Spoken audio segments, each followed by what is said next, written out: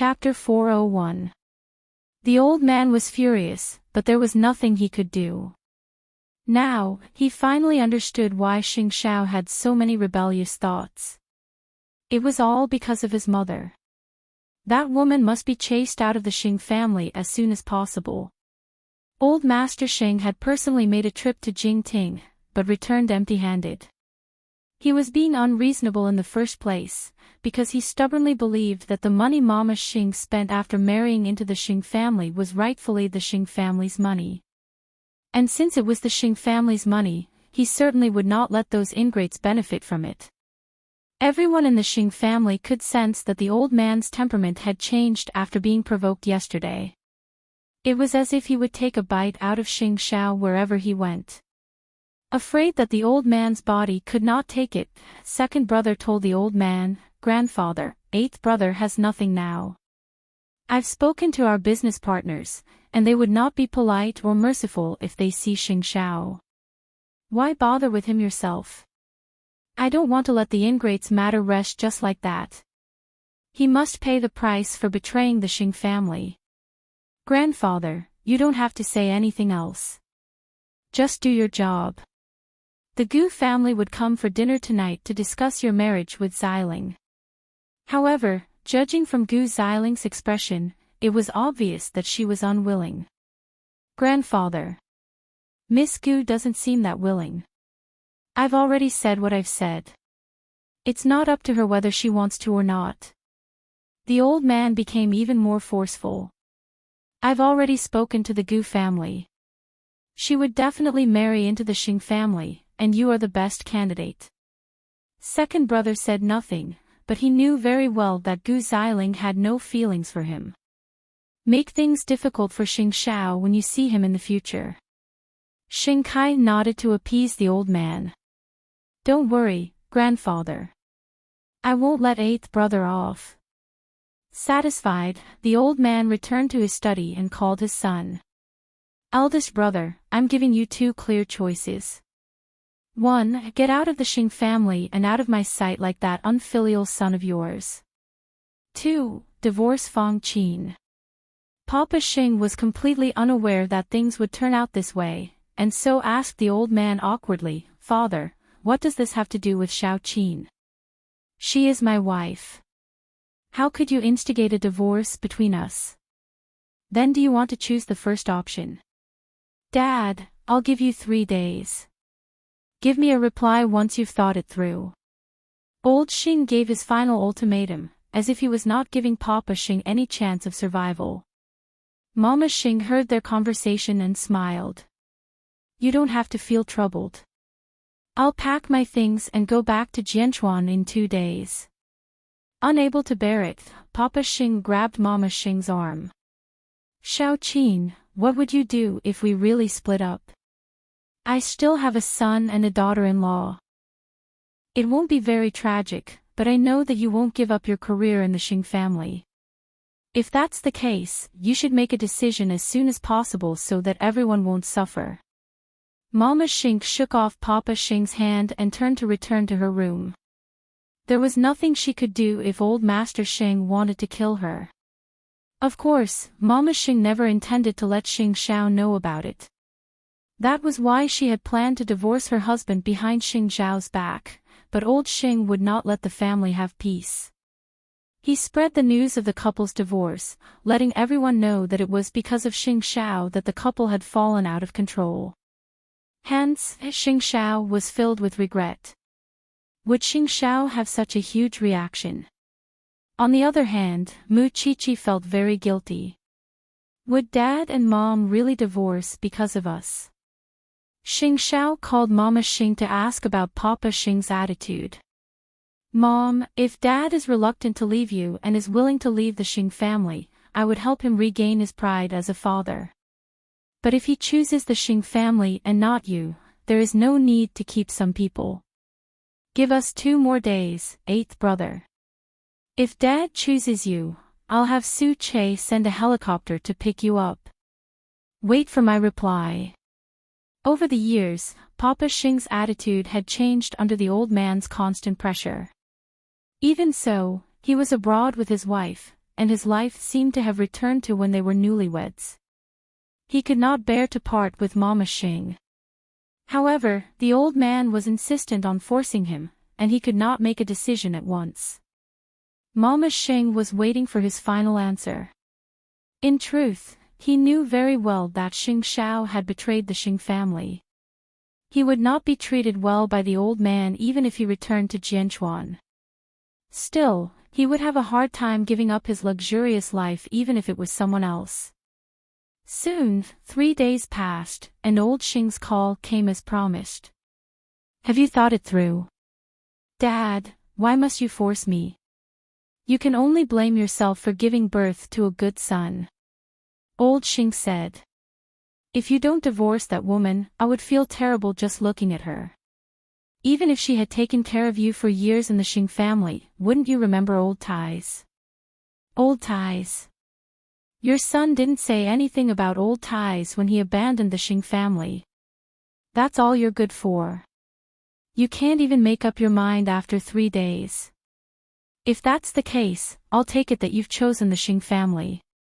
When you come back, bring me the divorce agreement between you and that woman. Papa Xing felt terrible, especially when he saw Mama Xing carrying her suitcase and getting into the car when he answered the call. He panicked at once. That was why he quickly hung up on old Xing and chased after her without thinking. Mama Xing ran all the way to the airport, with Papa Xing chasing after her. There were some things that people only realized how important they were in critical moments. Therefore, when Mama Xing got out of the car, Papa Xing caught up to her and grabbed her arm. Xiao Qin. Mama Xing turned to look at Papa Xing and paused. You don't have to send me off. I'm not here to send you off. I won't sign the divorce papers either. Papa Xing answered seriously. I've been a coward in the Xing family for so many years, and I've always treated Dad's words like an imperial edict. I know that Xing Zhao's matter has angered him, but I really didn't expect that he would ask me to leave my wife. Mama Xing's eyes reddened at that. But you'll lose everything if you choose me, it's fine. I'm never valued in the Xing family anyway. Papa Xing hugged his wife. I'm sorry, Xiao Qin. I've let you and Xing Xiao bear a lot of responsibility and torture because I wasn't valued all these years. I know that you've left the country because you can't let go of me. Otherwise, you would have left with Xing Xiao. Chapter 402. Why would Papa Xing become like that? It was because Mama Xing knew that the young man had been full of vigor when she first met him, but he had to act mature and capable because he was the eldest son of the Xing family. Even so, he was not suited for that role. He had been trying to gain affirmation from the old man over the years, but he had never been pleased. That was why he felt less and less secure. Mama Xing had seen it all with her own eyes. Is it okay to have nothing if you don't divorce me? It doesn't matter. We can be an ordinary couple as long as I'm with you. We're already so old, and I really don't want to fight anymore. Mama Xing burst into tears at those words and thumped Papa Xing's chest. Why did you only come around now? I almost left. I'm sorry, Xiao Qin. I'll make it clear to Dad when we get home that I won't sign the divorce papers. Mama Xing nodded and allowed Papa Xing to wipe her tears. We'll be together from now on. Yes, and that troublemaker Xing Xiao too, but I have to get my passport first. Mama Xing smiled, but called Xing Xiao right in front of Papa Xing. Send someone to get me, and your father. Papa Xing did not know what trick Mama Xing was playing. He only reacted when the helicopter stopped in front of them. Did Xing Xiao send this? Yes. Otherwise, do you really think that your son would go begging on the streets after leaving the Xing family? Mama Xing smiled. Old Xing, listen to your son when you get back to Jianchuan. He told me that he would help you regain your pride as a father if you choose me. There was a flash of surprise in Papa Xing's eyes. Xing Xiao should be in a bad situation in Jianchuan right now. Perhaps Xing Xiao was trying to give him the only shred of dignity he had as a father. Still, he really did not care. He could endure an ordinary life since he had chosen this mother and son. Be that as it may, he was left stunned when he arrived at Jianchuan and found Xing Xiao leading a group of his subordinates. Son. Mama Xing promptly lunged at him. Papa Xing did a double take, and only reacted after a long time. Eighth brother, what's going on? Get in the car. You'll understand in a while. Xing Xiao had Su Che arrange for his parents to get in the car, and brought them to Zhongting. When the employee at the door saw Xing Xiao, he greeted him respectfully, Chief Xing. Papa Xing followed, and soon arrived at Xing Xiao's office on the 54th floor.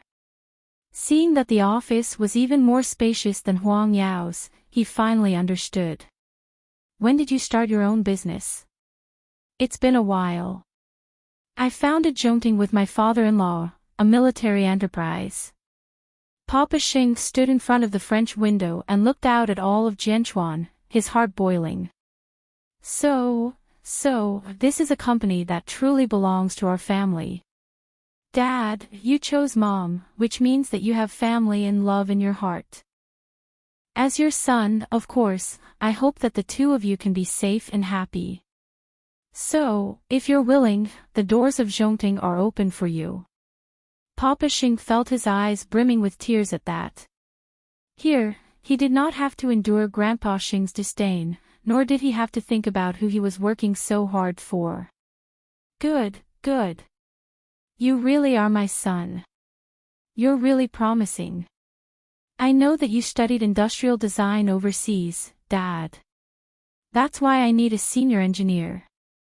Papa Xing laughed and cried at that. You knew that I'm not cut out for management, didn't you? Then, he nodded. I just don't know if my old bones could do it. Of course. Xing Xiao smiled. It was the first time father and son had such a calm conversation. Of course, Papa Xing could feel that Xing Xiao had clearly matured. His brashness was gone, and he could be mature and steady now. This is my own business, and I would definitely do my best.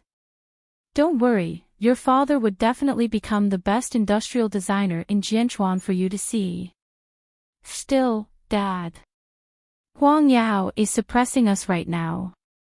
That's why we shouldn't expose our identities. When the time is right, the Xing family would know everything. Let the old man think that I'm poor now. That way, he wouldn't pay attention to us. Papa Xing looked at Mama Xing and nodded. I promised your mother that I would listen to everything you say. But after we leave the Xing family, your mother and we're staying at Jingting. Mama Xing said. It's my property. No one has the right to say anything. Then let's have a good lunch. I'll bring you to the Xing family at night to make things clear with the old man. Where's Xiaoqi? Mama Xing couldn't help asking, missing her fiancé dearly. She's at the forensics lab. She'll meet you tonight. Xing Xiao replied. Meanwhile, Papa Xing was touring around Zhongting, because he really couldn't believe that he could find his true place in his old age. There's going to be a good show at the Xing family in the afternoon. Mama Xing rarely saw her husband like that. Her eyes were twinkling just like when he was young, but she was still worried that her husband would be hurt when they returned home. Of course, the old man is a brave warrior. Your father used to hate him too, but it's because I've seen him like this that I'm never willing to give up on him. Xing Xiao put his arm over his mother's shoulder as a silent consolation. You're the only one who can protect me tonight. Do you even need to ask? Old Xing was very certain that his eldest son would definitely choose the Xing family. But why? Because he had been a wimp all his life. He couldn't give up on his wealth and glory in his middle age. To him, women were not worthy of respect. He could just find another wife if he lost his wife. What's more, a disobedient one. That was why old Xing never imagined that his eldest son would say no to him one day. After waiting for a day and a night, the old man finally got to see his eldest son. But, why was Mama Xing still with him? The old man looked rather displeased. Didn't I only ask you to bring the divorce papers? You don't have to divorce this woman in front of me. Papa Xing turned and glanced at Mama Xing, before telling the old man, "Father, I'm not getting a divorce." Chapter 403. What did Xiaoqin do wrong? Papa Xing asked the old man in distress. You know very well what she did wrong. She gave birth to a bastard like Xing Xiao and turned the Xing family upside down. Do you think the Xing family would tolerate her?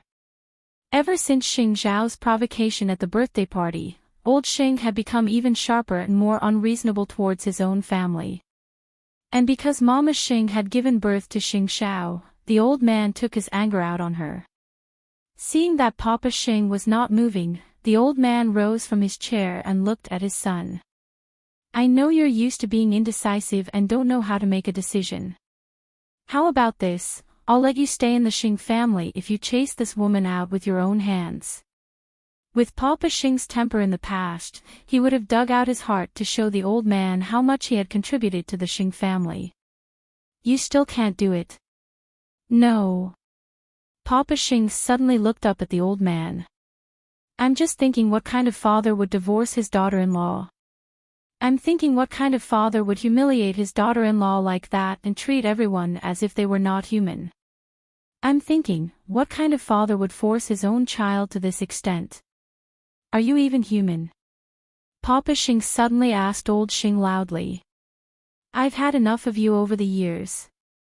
How much longer do you think you can do whatever you want? Do you really think you're an emperor? The old man suddenly laughed at Papa Xing's words. What? Are you going to learn from your son and betray the Xing family? Isn't it normal for a father like you to be betrayed? Papa Xing encouraged himself inwardly and became strong. Do you still want my inheritance? Do you still want your place in the Xing family? If you still want to, then kneel down and apologize. At that, Mama Xing was about to step forward and argue with Grandpa Xing when Papa Xing stopped her. I'm sorry, but I really don't want it. What did you say? I said I don't want anything in the Xing family, but I'm never divorcing Xiaoqin. Papa Xing said firmly. I hope that when you play with people's hearts, you will think about whether you will have a good end. Xiaoqin, let's go. With that, they were about to leave the house. But Grandpa Xing was puzzled. Boss, did you take the wrong medicine? I can understand that. But you? After being a coward for so many years, who are you trying to show your strength to? It's not that I'm strong, it's that you'll lose more and more family members. Just wait and see. Eldest brother, you have to know that once you walk out of this door, you will be just like your unfilial son. You will never get anything from the Xing family. In the past, I saw Huang Yao as more important than my life. I thought that as long as I worked hard, you would be able to see my existence. But now, I don't care about any of that. That's why the Xing family and Huang Yao are nothing to me. You can just guard your Huang Yao and die alone. This time, Papa Xing did not turn around. He wasn't as weak as before. Instead, he directly shed all pretense of cordiality with the old master. He wasn't afraid of anything. This time, Mama Xing didn't even have time to speak. Grandpa Xing watched them leave with a complicated look in his eyes. Even eldest brother, who had always been the most obedient, was bewitched by others and left his side. Get lost. I'll make you all regret betraying me sooner or later. Soon, the other members of the Xing family learned about Papa Xing bringing Mama Xing home and causing a ruckus at the Xing residence. Third brother and his brothers felt a lot at that. Grandpa's personality changed drastically that day. He seems to be harder to get along with than before, and his control over his family has increased too. Maybe he's afraid. Second brother answered, looking at his younger brother. Did you know? I really think that eighth brother has gone too far this time. How could he embarrass the Xing family in front of so many guests? Third brother couldn't help frowning at that. Second brother, I thought you understood eighth brother. He has a responsibility as a descendant of the Xing family. He does have a responsibility, but don't you think it's too heavy to put the burden of Huang Yao on his shoulders alone? Third brother asked Xing Kai, pointing at his own shoulder. Yes, he did choose a deadly method. But you should know what kind of person our grandfather is. He forced eldest uncle and eldest aunt to divorce today. Eighth brother wouldn't have taken that path if he had a way out. I don't think he did anything wrong this time. The two brothers had diverged over the matter. It was no wonder that Xing Xiao told him about Zhongting and not second brother. Xing Xiao believed in Xing Kai's ability, but he still held back. Let's not talk about that. What do you think about Grandpa letting you marry Miss Gu soon? She doesn't want to. Third brother laughed at those words. She would be your undisputed wife whether she wants to or not. Why else do you think eighth brother is fighting against the old man? You should persuade her too. It's a foregone conclusion. The two brothers returned to their respective rooms after discussing the day's troubles. However, second brother found Gu Xiling drinking again in the Xing family's garden. Second brother's words suddenly flashed in his mind, and Xing Kai walked up to Gu Xiling. Still not sleeping? He asked. I'm thinking about how to break free from this marriage. Do you really not want to marry me that much? Second brother asked Gu Xiling. Gu Xiling suddenly looked up at second brother with a glass of red wine in hand. Yes. If I had a choice, I would rather be Xing Xiao who has nothing. Second brother chuckled, and told Gu Xiling, just accept your fate. You will be my fiancé whether you want to or not. Moreover, you are so proud and have lived with someone else. I haven't despised your birth, so what right do you have to pick on me? Gu Xiling's body stiffened abruptly. If you marry me, it means I can't find the girl I like. What right do you have to look like I'm holding you back? Don't you know who's holding whom back? Gu Xiling opened her mouth, wanting to retort, but she could not say a word. Sleep early if there's nothing else. Instead of thinking about unrealistic things, it's better to be prepared to marry into the Xing family. Moreover, even if you would rather choose Xing Xiao who has nothing, he would rather have nothing than to have you. Chapter 404. A woman like Gu Xiling indeed came from a wealthy family.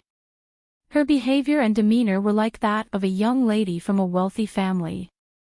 However, she also had the arrogance of a wealthy socialite. Hurt, she felt that the world had wronged her, that everyone should give in to her, and that it was only natural for everyone to be nice to her. At first, Xing Kai would accommodate her, but as time went by and he understood her inner world, Xing Kai realized that it was no wonder that Xing Xiao would risk his life to leave the Xing family. After all, Gu Xiling was a galaxy away from Mu Qiqi. And yet, he had no choice but to marry such a woman. After all, he did not have the courage to betray the Xing family and the old man. Gu Xiling had never seen Xing Kai lose his temper, and she probably felt that she was innocent. Women always like to choose the strongest man. She did not think that she was wrong. In her eyes, Xing Kai seemed to be angry out of humiliation. That night, the atmosphere in the Xing family was solemn.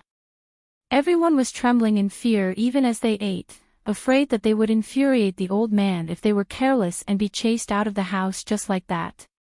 There was no consideration for family. Even so, there was warmth like never before in the Xing family at Empire Hotel. Mama Xing quickly went to hug Mu Qiqi when she saw her, but Mu Qiqi gently pushed her away. Mommy, don't hug me. I smell. Mama Xing smiled, unconcerned. Why can't I if my son can stand it? I've been helping out at the forensics lab in the first few days of school and couldn't report back. It would be better when I get back to school. Mu Chi-Chi explained. Since you've chosen this path, Mommy would definitely support you.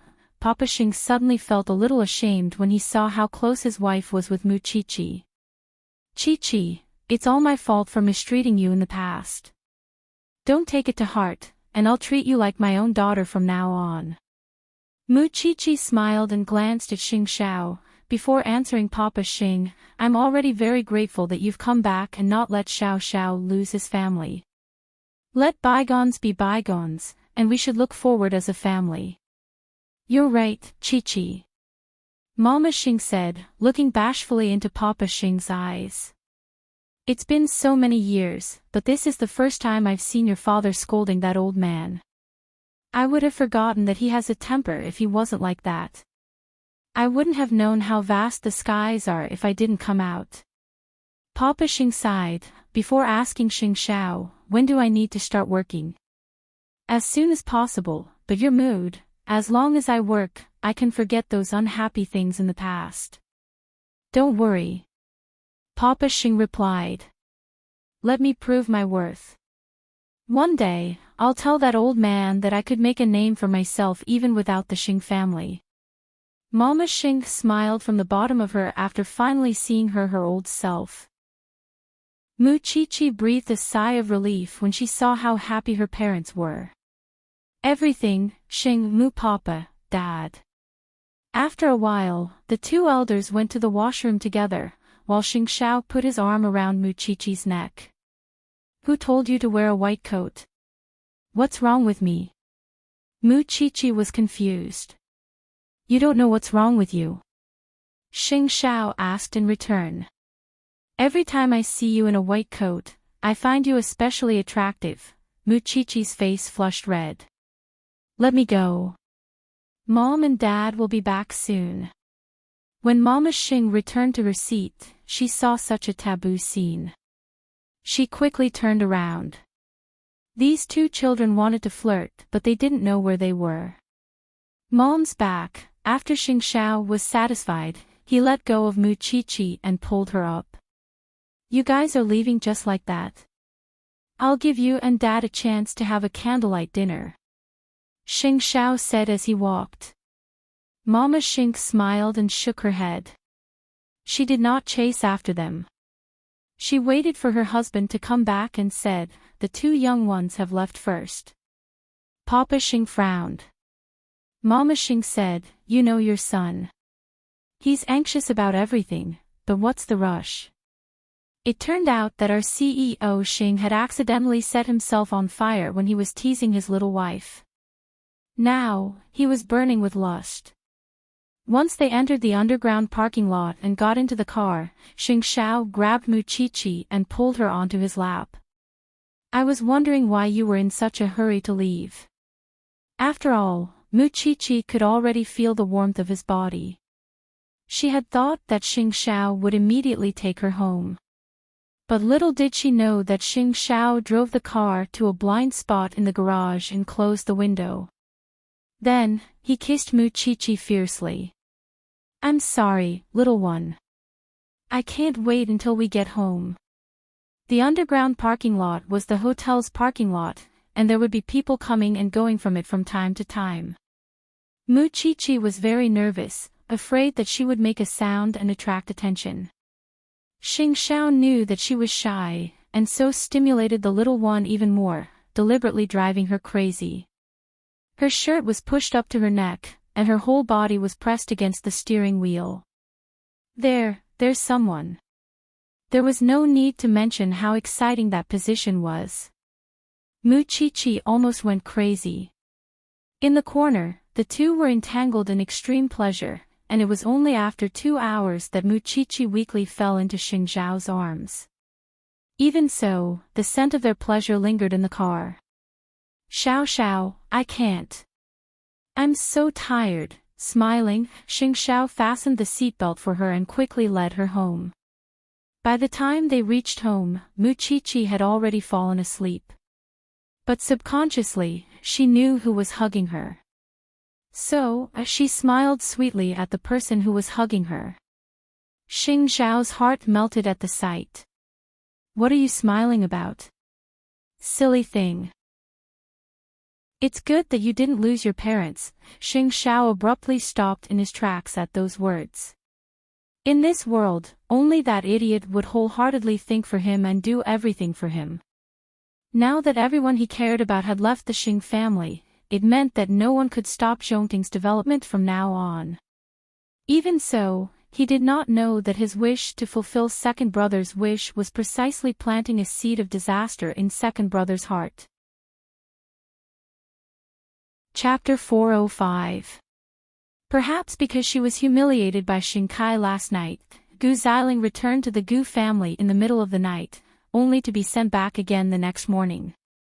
According to family caretakers, she was now the Xing family's arranged daughter-in-law. In fact, she was just a prearranged commodity. "Xiling, don't be stubborn while old Master Xing is still taking care of you. Although second young master is not as good as the crown prince, he is the real leader of the Xing family. If you don't marry him, who else can you marry?" Mama Gu's advice to Gu Xiling when she sent her back to the Xing family. "You have no choice. I'll listen to you, Mom." Gu Xiling closed her eyes, pretending that it was all a dream. "Xiling, you have so many secrets.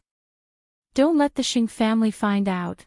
When old Xing learned that Gu Xiling had sneaked home, he asked her, "Is Grandpa Xing not good enough for you?"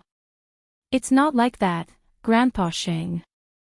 Mommy wasn't feeling well last night and called me. That's why I rushed back and didn't tell you." Gu Xiling quickly explained, and without looking at Xing Kai, told the old man, "As for my marriage, it's up to you, Grandpa Xing." Old Xing was certainly relieved at that. "Don't worry. I've always treated you as the future matriarch of the Xing family, and the Xing family would depend on you to manage it from now on. Since you two are so anxious, I'll meet your parents as soon as possible and settle your marriage." Still, second brother was puzzled. Could it be because of what he said last night? Even so, he did not give Gu Xiling any face at the time. Why was she still willing? Gu Xiling did not look at Xing Kai's expression. Either way, whether she gave Xing Kai a face or not would not change their marriage. Instead, she might as well let herself be happy. Third brother could not help sighing at Xing Kai when he saw their interaction. "I really don't know if eighth brother's departure is a blessing or a torture for you. Did you know that Grandpa is secretly investigating eighth brother?"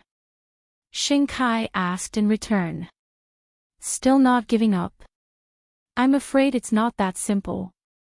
Xing Kai shook his head. "Based on Grandpa's temper now, I'm afraid he would want to humiliate and take revenge on eighth brother. He really can't get over it." Third brother could not help sighing emotionally. He only hoped that the old man would not find out anything, or he would definitely die from anger. How could Xing Xiao not know that someone was investigating him? But now that the Shin family was protecting him, he just needed to be the poor son-in-law of the Shin family. As for the other things, Grandpa Shin would cover it up for him. At the moment, Papa Xing was working in Zhongting, or rather, Mama Xing had specially built a workshop for him at home. Mama Xing was very pleased to see him regain his former confidence. A cool breeze caressed his face at night. Xing Xiao had arranged to have dinner with Secretary He at a hotel, and he was traveling with only Su Che at all times. Su Che appeared to be a young man without any fighting ability at all. Who would have known that he could break someone's arm with just a small movement?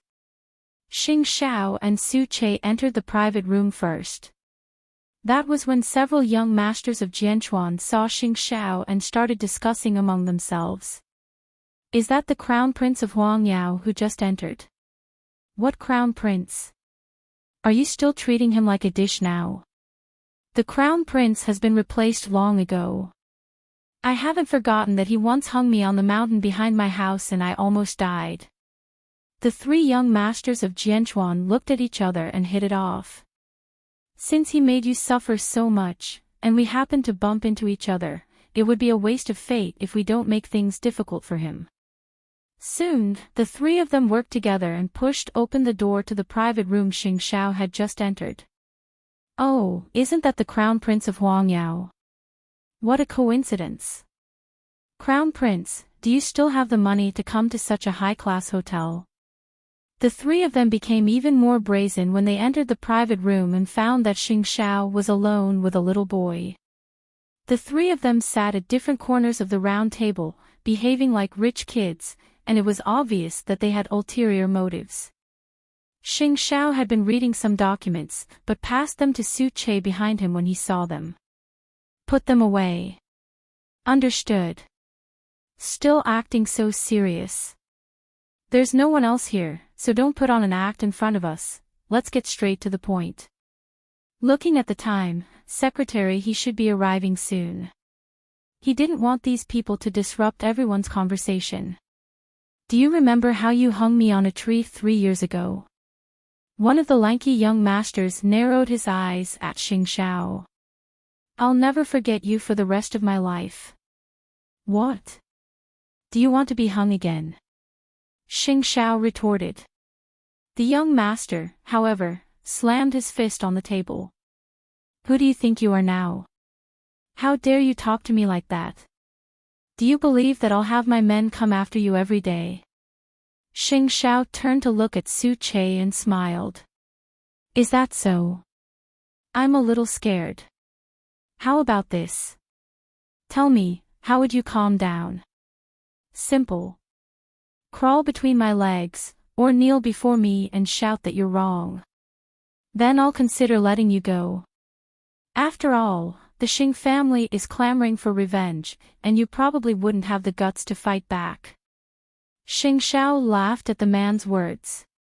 Don't you remember why I hung you on a tree 3 years ago? Who else would I hang if not you to humiliate a waitress in a hotel? That was before. Do you still have the guts to strut around in front of me now? I'll call for help right now. There are 3 of you, and only 2 of us. Are you calling for help? Xing Xiao asked. What? Kneel and apologize if you're scared. The 3 men appeared ready to fight, their heads held high and brimming with the arrogance and shamelessness of the scions of aristocratic families. Fine. Kneel. However, Xing Xiao did not say who he wanted to kneel. He merely glanced at Su Che behind him and instructed, don't kill anyone. Su Che nodded, his face still impassive. Meanwhile, the 3 men laughed. You're still putting on airs when you're like that. You think you're still the same just because you have a lackey beside you. Before the man could finish his sentence, Su Che stepped forward and threw him over his shoulder to the ground. His speed was so fast that no one could clearly see when he had arrived. Chapter 406. Su Che, that's not how you kneel. Xing Xiao remained unmoving on the chair, his thin lips moving. When Su Che heard the order, he promptly dragged the 3 of them from different positions and had them kneel on the ground to face Xing Xiao. I really couldn't tell that you 3 like being tortured so much that you're in such a hurry to kneel before me. Don't get too full of yourself, Xing Xiao. Offend me again, and I'll make sure your whole family has no peace. Xing Xiao shot him a sharp glare, and Su Che's palm landed precisely on the other man's face. I really couldn't tell that you would have the guts to cause trouble for the Shen family. Sure, I have no power or influence now. Why don't you try? You don't think I wouldn't dare. Xing Xiao could not be bothered to say anything and leaned back. Su Che, you handle this. The other man did a double take. Su Che's skills were no joke. Let us go, you bastard. Wait until we call for help if you dare. Xing Xiao couldn't help laughing at that. That was when Secretary He entered the private room with his men. However, he promptly frowned at the sight before him. One of the three rich young masters actually knew Secretary He and quickly begged for help. Secretary He, I'm Xiao Long. You know my parents, please help us. Xing Xiao is a lunatic. That's right. What's going on, Xing Xiao? Secretary He asked Xing Xiao instead. These three had me kneel and apologize the moment they came in. They probably want to experience what it's like to humiliate me now that I'm no longer in power. But they're the ones kneeling on the floor. Secretary He was taken aback. Su Che went easy on them. Xing Xiao replied. Secretary He nodded, and glanced at the others on the floor. The one called Xiao Long was hoping that Secretary He could save him, but Secretary He simply said, Su Che, take him to the next room and kneel. But Secretary He only said, Su Che, take him next door and kneel. You should be taught a lesson for running amok outside just because your parents are rich and powerful. The three of them were left dumbstruck at that. Understood. Secretary He, you two talk. I'll handle these three right away. The three of them soon left the private room, and Secretary He asked Xing Xiao, you only have Su Che with you. Is that enough? How about I find someone else to be responsible for your safety? Su Che is more than enough. Xing Xiao smiled. Brother, although people like us shouldn't be extravagant when we travel and set a bad example for the outside world, you're too shabby. Basic safety needs to be guaranteed. Don't worry, I know what to do. Secretary He pointed at Xing Xiao and said nothing else. There was nothing he could do about him, and after working with Xing Xiao for some time, he fully realized the youth's charm. Next door, the three scions of the aristocratic families were kneeling until their legs were numb. However, because Su Che was watching over them, they didn't dare to act rashly. They could only cover their heads and whisper to each other. Didn't you say that the Crown Prince has no power? How did he know someone as important as Secretary He? Furthermore, it seems like their friendship isn't shallow. If I had known earlier, I wouldn't have gotten involved in this mess. How does the Crown Prince look like he's losing power? It's fine if it's just kneeling, but I'm afraid that the Crown Prince will come after us in the future. Su Che couldn't help smirking coldly at the trio. These people bullied the weak and feared the strong, and wouldn't be pitied even if their legs were broken from kneeling. Even so, after 2 hours of kneeling, the three scions felt as if their knees no longer belonged to them when Xing Xiao and Secretary He came out of the private room. Then, the door to the private room was opened, and both Xing Xiao and Secretary He stood outside. If we meet in public in the future, you'll still bully me like this, the trio promptly shook their heads. We won't do it again. What's there to be afraid of? Aren't you going to make my family suffer? Xing Xiao smirked and tidied his sleeves. Tell everyone you meet when you go out that you've beaten me black and blue and humiliated me. Well, are you serious, Crown Prince? There can't be a fourth person other than you three who knows about my meeting with Secretary He today, or else, we understand. We know what to do. Brother, do you want me to warn their parents about this? Secretary He couldn't help but threaten the three of them. That won't be necessary. I believe that they know what it means to be obedient. With that, Xing Xiao gestured for Su Che to stop restraining them. Su Che released them and walked out of the private room, following behind Xing Xiao as they saw Secretary He off. Even so, the trio who were kneeling in the private room shuddered at the thought of it. It's lucky that we didn't get into trouble. The Crown Prince is still the Crown Prince after all. How is this losing power? If he could be brothers with Secretary He, he's definitely not someone those businessmen could compare to. But isn't it an indisputable fact that he's from the Xing family? It's not something we young masters can guess what those people are thinking. What did the Crown Prince tell us just now? To tell everyone we meet that we've humiliated him, is that what he meant? The trio looked at each other, and eventually nodded in unison. He must be trying to pull the wool over our eyes. If that's the case, well, let's go out and brag. Shuddering, the trio rose to their feet and helped each other out of the hotel. They had intended to teach Xing Xiao a lesson, but they did not expect to be KO'd by him again. After seeing off Secretary Su Che watched as the trio left the hotel and asked Xing Xiao, "Should I go again?" "No need. Keep a low profile." With that, Xing Xiao had Su Che drive. "Let's go home." Su Che watched as the trio left, and walked around the front of the car to get into the driver's seat. With those three helping him spread the word and distract old Xing's attention, he would have a much easier time. And just as he expected, the next morning, the news of Xing Xiao being humiliated by the three rich kids spread throughout Jianchuan. He was forced to drink and apologize. Naturally, none of them had the guts to ask Xing Xiao to kneel or crawl under him. That way, the people of Jianchuan truly realized that Xing Xiao was no longer a member of the Xing family. He was now someone anyone could step on. Mu Qiqi looked at the man who was having breakfast in confusion when she read the news. Were you bullied last night? Do you believe it?" Xing Xiao asked without looking up. Mu Qiqi shook her head. "Those rumors wouldn't have spread without your permission. It's to make things easier." Mu Qiqi nodded at that. "Like I said, who could touch a finger of yours?" Su Che crippled him first. "Do you believe in your husband or Su Che?"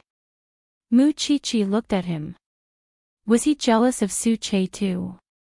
"I believe in Su Che's skills. Looks like I'll have to work harder to prove my abilities tonight." Xing Xiao answered without blushing or skipping a beat. Mu Qiqi was at a loss for words.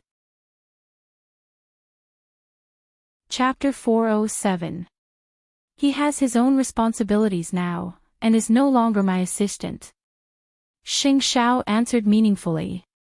The old man was actually in a good mood when he heard that Xing Xiao was being bullied.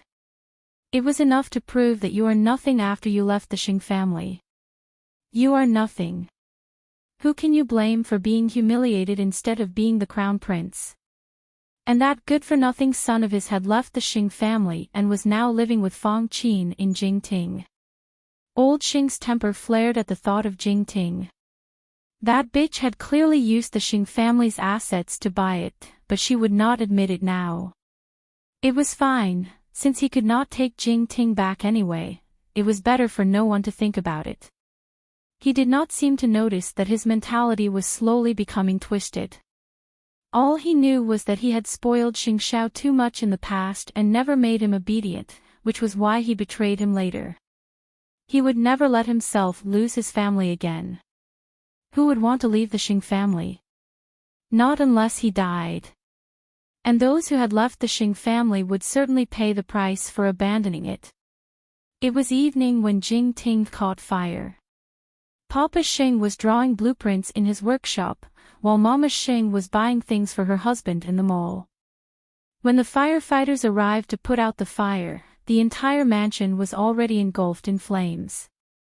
Papa Xing did not manage to save anything, and only took out his blueprints and some valuable items, not even having the time to put on his shoes.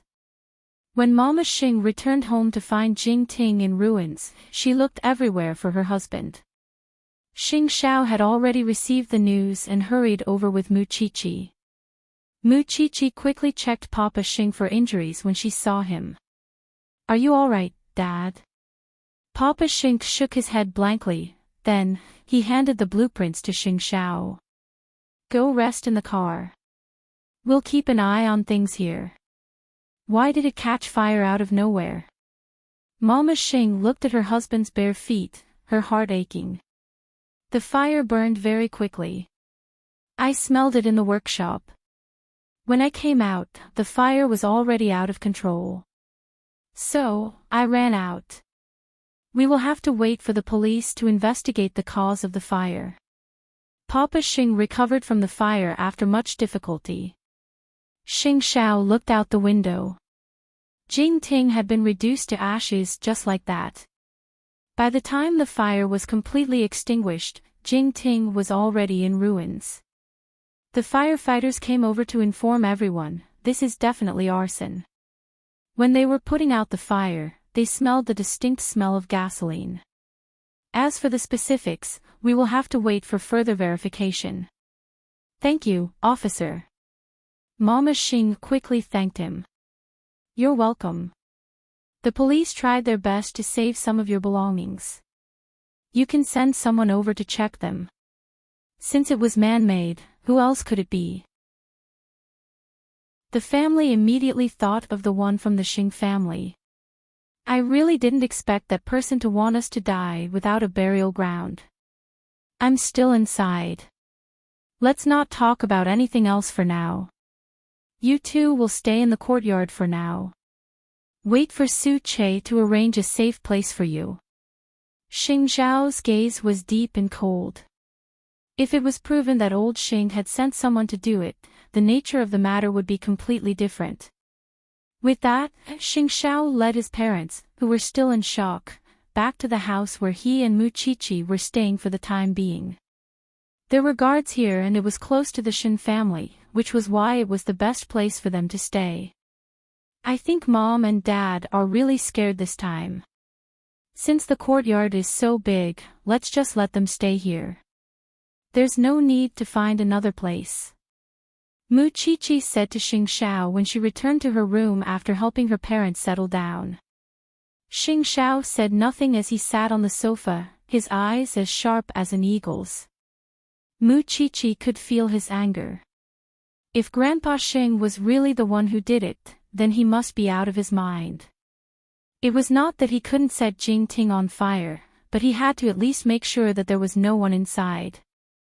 Was he planning to kill his son and daughter-in-law by choosing to do it in the evening with everyone inside? What do you plan to do, Xiao Xiao? I'll investigate, and give them an eye for an eye. That's fine, but not an eye for an eye. We'll use other methods to get justice. After listening to Mu Qiqi's words, Xing Xiao regained his rationality. If it was before, he would have burned down Huang Yao's warehouse. But, as Mu Qiqi said, what difference was there between this method and the old man's? Well, what method do you think we should use? Xing Zhao's black-bellied cells were starting to play tricks, and he asked the clever Mu Qiqi. What could be crazier than letting the entire nation know that he set fire to his own son? We're not afraid of anything now. Instead of burning his warehouse, it's better to burn his heart. Wouldn't Huang Yao's stocks fall if such a scandal were to spread? That's his way of making up for his losses. Xing Xiao couldn't help laughing at that. Are you trying to get Mom and Dad to put on an act? Mom and Dad's house was burned down. Are they not allowed to come out and complain? Xing Xiao pinched Mu Qiqi's nose at that. You're a black-bellied one too. I learned it all from you. You taught me personally, and a strict teacher produces a good student. With those words, Mu Qiqi got up from Xing Zhao's side, wanting to see if her parents needed anything else. Meanwhile, Xing Xiao gave Su Che a call. He would have the police investigate the matter, and then blow it up and spread the news. Everyone in the Xing family received the news of Jingting being burned down even as they slept. It was only natural that such an ancient mansion was consumed by a fire in a matter of hours, and it naturally made the news. Jinchuan's people, on the other hand, knew very well whose house it used to be. Third brother promptly called Xing Xiao when he saw the news. Jingting was burned down. Our eldest aunt and uncle all right? Scared half to death, of course. Xing Xiao replied. Do you suspect that Grandpa did this? Wouldn't you suspect it even if he wasn't here? Third brother suddenly felt a little desolate as he watched the images of the fire spreading across the sky. My father was at home when Jingting caught fire. In other words, grandfather doesn't just want to burn Jingting down, but also kill people. Don't overflow with righteousness and fight for justice, or you'll be the next victim. Xing Xiao warned. What do I have to be afraid of? After mocking him, third brother hung up and strode towards the old man's study. Even so, the old man was practicing calligraphy at the moment. Do you find it hard to calm yourself, grandfather? It's easy to sleep when one is old. Then you must have heard about the fire at Jingting, right? What does a fire have to do with us? The old man appeared unusually calm, his emotions unaffected. Chapter 408. That's because he's unlucky. Is that so? You're not going to sleep well if you keep this up, grandfather. Insolence. The old man put down his brush and flared up. Third brother, however, did not say anything. The old man assumed that Xing Xiao's family had nothing and could only watch as Jingting burn down. He definitely did not know that eighth brother was now the CEO of Zhongting. And behind eighth brother were the countless mysterious forces of Jianchuan. He wanted to burn down Jingting, didn't he? Fine. Just wait for eighth brother's revenge. That was why he did not continue arguing with the old man, and simply vented his frustrations in the Xing family's garden in a foul mood. Soon, Xing Kai came to third brother's side and asked him, who was sweating profusely, "Are you angry at grandfather over the fire at Jingting?" Third brother said nothing. Grandfather had been wronged for so many days. What's wrong with letting him vent? Isn't it just a house? At those words, third brother turned to second brother in shock, his eyes filled with disbelief. Second brother, don't you think you're becoming more and more like grandfather? When the fire started, eldest uncle was inside. If eldest uncle wasn't so lucky and was burned to death in the fire, do you still think that a house wouldn't matter? Didn't he end up fine in the end? After hearing this, Lao Sand immediately got up from the lawn. What was the saying? Now, he realized that in this family, there was no common language between him and his family. It really made him want to run. He really did not believe that the old man would have a clear conscience if he had burned his own son to death. No, he no longer had a heart. The value of Jingting burning down was inestimable. If it were Mama Xing, would she be able to tolerate it? The old man must have thought that they wouldn't dare to trouble him even if they knew it was the Xing family. Did he really think that they were at their wits' end?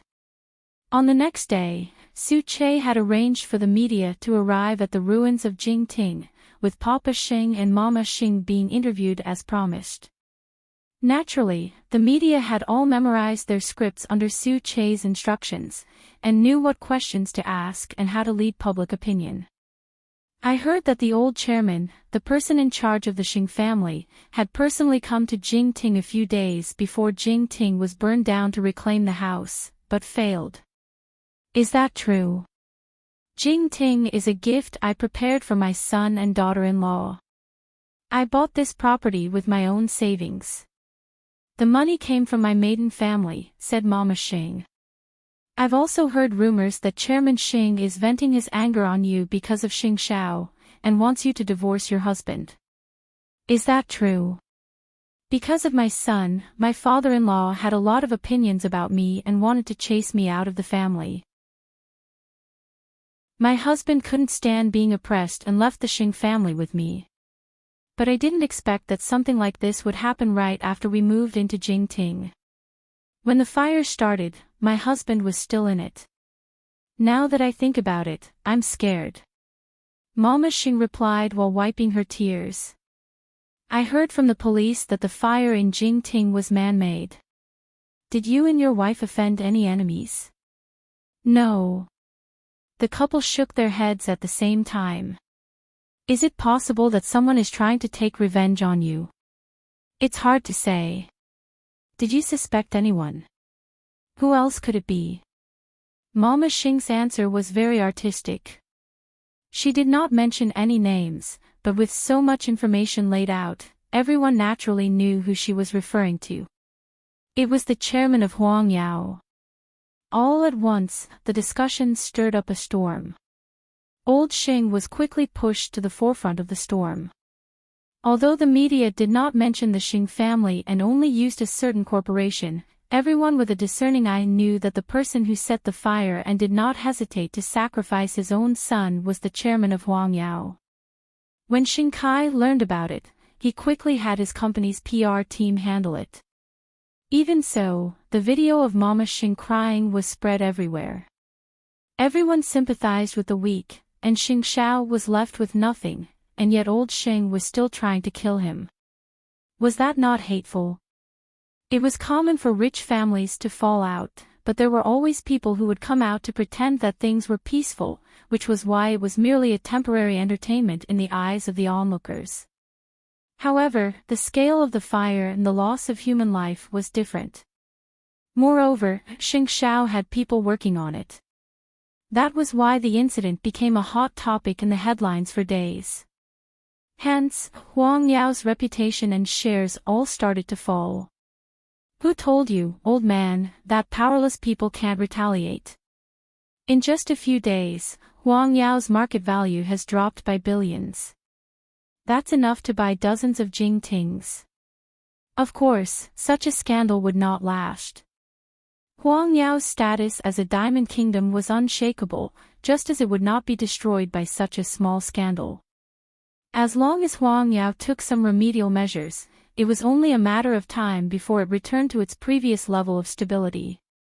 Even so, it was a great loss even if it was just a few days.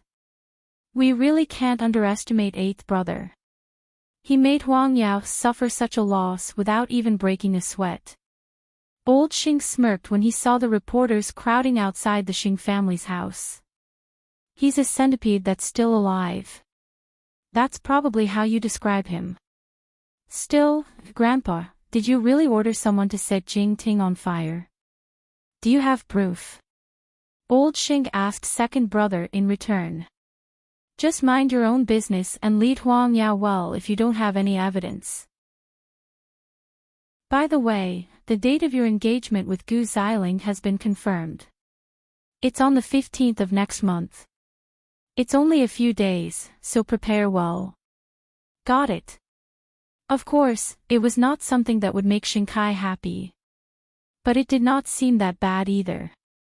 He just felt infinitely sad. After witnessing Huang Yao's loss with their own eyes, Papa Xing and Mama Xing finally breathed a sigh of relief.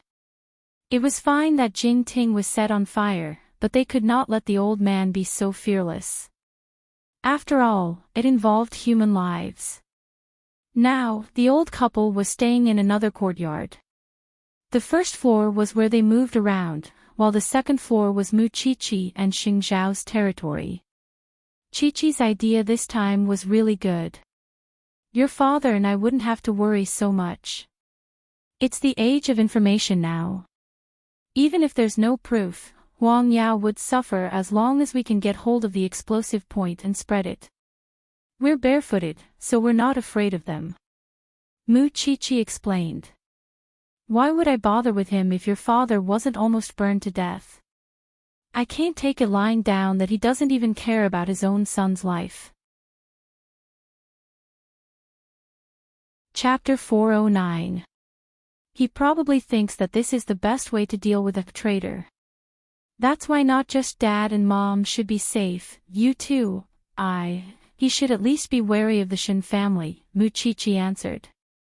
It's just that if he continues like this, he will only push himself into an endless hell. He's already so old. Why would he care about heaven and hell? The Xing family had been discussing the engagement ceremony for Xing Kai and Gu Xiling. It had been set for the 15th of next month, but seeing that the previous engagements did not end well, Xing Kai suggested to the Gu family that they should just get married. Either way, he had set his mind on Gu Xiling as his daughter-in-law. While the Gu family was afraid of being rude, old Xing did not care about such trifles, and told Mama Gu over the phone, Xiling's visit to the Xing family is the same as announcing to the world that she is the Xing family's daughter-in-law. It's the same as an engagement, and it is only right for them to get married. The Gu family was also afraid of causing trouble, and so agreed to old Xing's suggestion. That was why the two youngsters were being toyed around by the older generation like toys. Third brother could only sigh when he saw the scene at home. No wonder eighth brother was willing to bear the name of a traitor just to cut ties with the Xing family. Wouldn't anyone go mad at the old man's control over his children? To prevent old Xing from arranging his own marriage, third brother felt that he should be more proactive and find a rich young lady of equal status. At the very least, he should like her, right? Looking at Gu Xiling and second brother, he felt his scalp prickling and his heart trembling. Xing Kai appeared to be submissive on this matter, but it was not difficult to tell from his conversations with third brother that something had changed in his heart. After all, he increasingly felt that he was in this predicament today because Xing Shao had selfishly abandoned the Xing family. He had to take over Huang Yao and Gu Xiling. The pressure was making it harder and harder for him to breathe. He would go mad sooner or later, wouldn't he?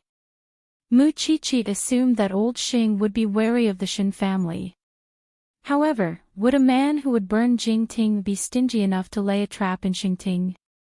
Since Mu Qiqi had been borrowed by the forensics lab for a period of time during the start of the semester, she found the atmosphere of the school a little weird when she returned. Of course, she had always been a loner and did not have any good classmates.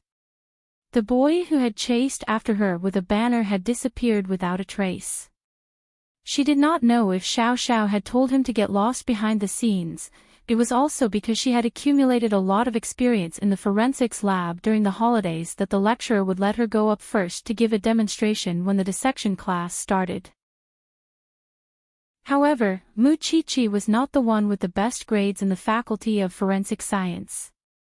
Why was Mu Qiqi so valued? Feng Shanshan was the one with the best overall grades. She had a pretty face and a rich boyfriend. She was also quite popular in the school because of her versatility. During the first semester of her freshman year, there were many rumors about Mu Qiqi. Although she entered the school with high grades, she did not show a strong ranking. After all, there were too many masters in Xingting University. However, ever since she followed her tutor to the criminal investigation team to be an assistant during the holidays, the atmosphere of the entire forensic science faculty had changed. Her tutors and professors were mentioning her more and more as well. The girls gossiped about Mu Qiqi more and more, especially Feng Shanshan's group. I don't know why Mu Qiqi is so smug. Everyone was wary of her before because she was the crown prince's woman. But now, does she really think she's something? That's right. Her grades are not as good as our Shanshan's, and she is not as pretty as our Shanshan. Most importantly, our Shanshan can sing and dance and is brimming with talent. But why are the lecturers treating this bastard with two fathers as a treasure? Shoo, keep it down. Her uncle is the mayor of Jianchuan after all. That's her uncle, not her father. Isn't her father a cripple?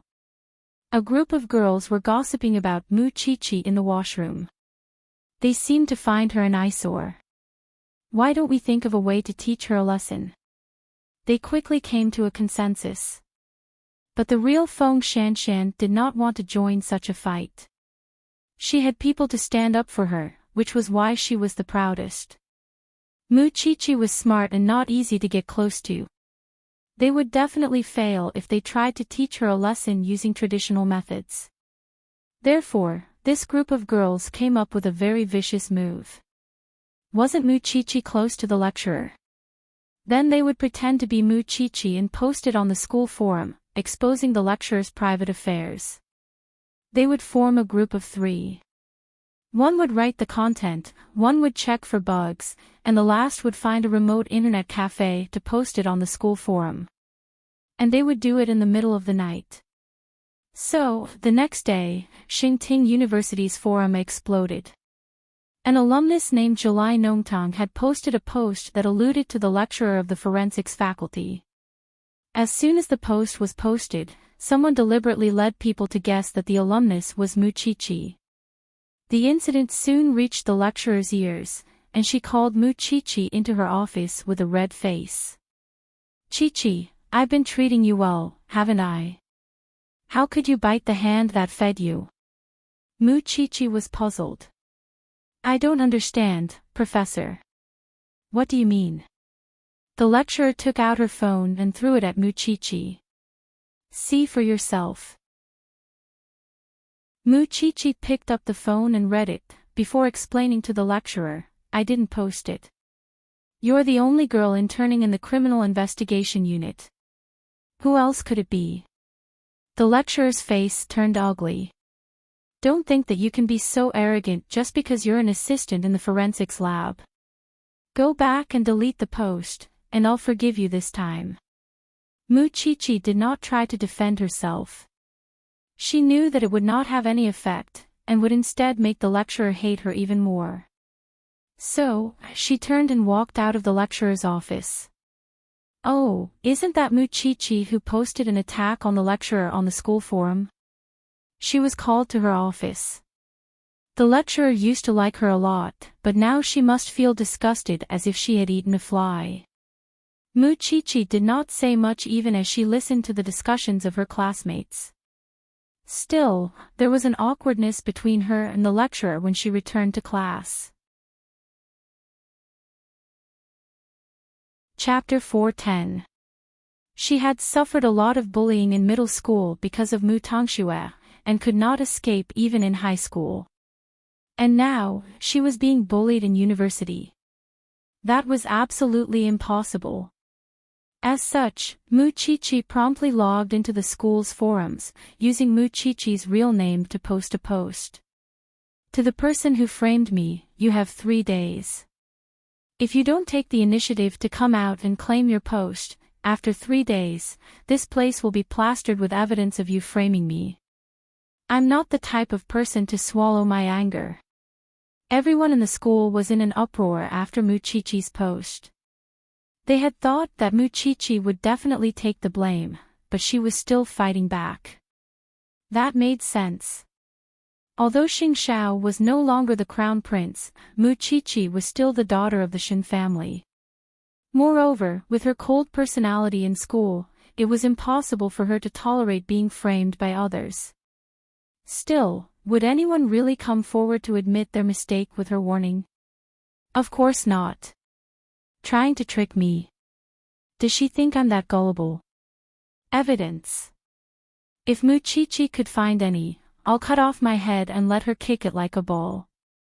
I don't know if you guys noticed, but the professor is looking at Mu Chi-Chi with disgust, of course. Why doesn't she see how smart our plan is? The 3 girls were having a wild discussion in the washroom, as if such a trivial matter could really hurt Mu Chi-Chi. When they got home, Mu Chi-Chi did not tell Xing Xiao that she was bullied in school, and only asked Su Che if he had learned detective skills in the army. Su Che shook his head, but answered, "I know a senior in this field. He specializes in computer crime research. I want to check the IP address. Why don't you tell me what happened, Miss Mu Chi-Chi? That way, I would know how to help you." Xing Xiao raised a brow at the 2 girls, his eyes hiding his displeasure. That little one was not going to tell him first when she got home, but to Su Che. It had been a long time since she was spanked. Mu Chi-Chi paused for a moment, but still told them about what happened in school. After Xing Xiao heard that, he said to Su Che, "Find the IP address of that post. If it's an internet cafe or something like that, immediately get the surveillance footage. Then, get the student list and photos of Chi Er's class and look for it. Of course, it would be better if it was his home address, but I don't think he's that stupid. Don't worry, Chief Xing. Just give me 1 night." With that, Su Che left the courtyard. It was only then that Xing Xiao crooked his finger at Mu Chi-Chi.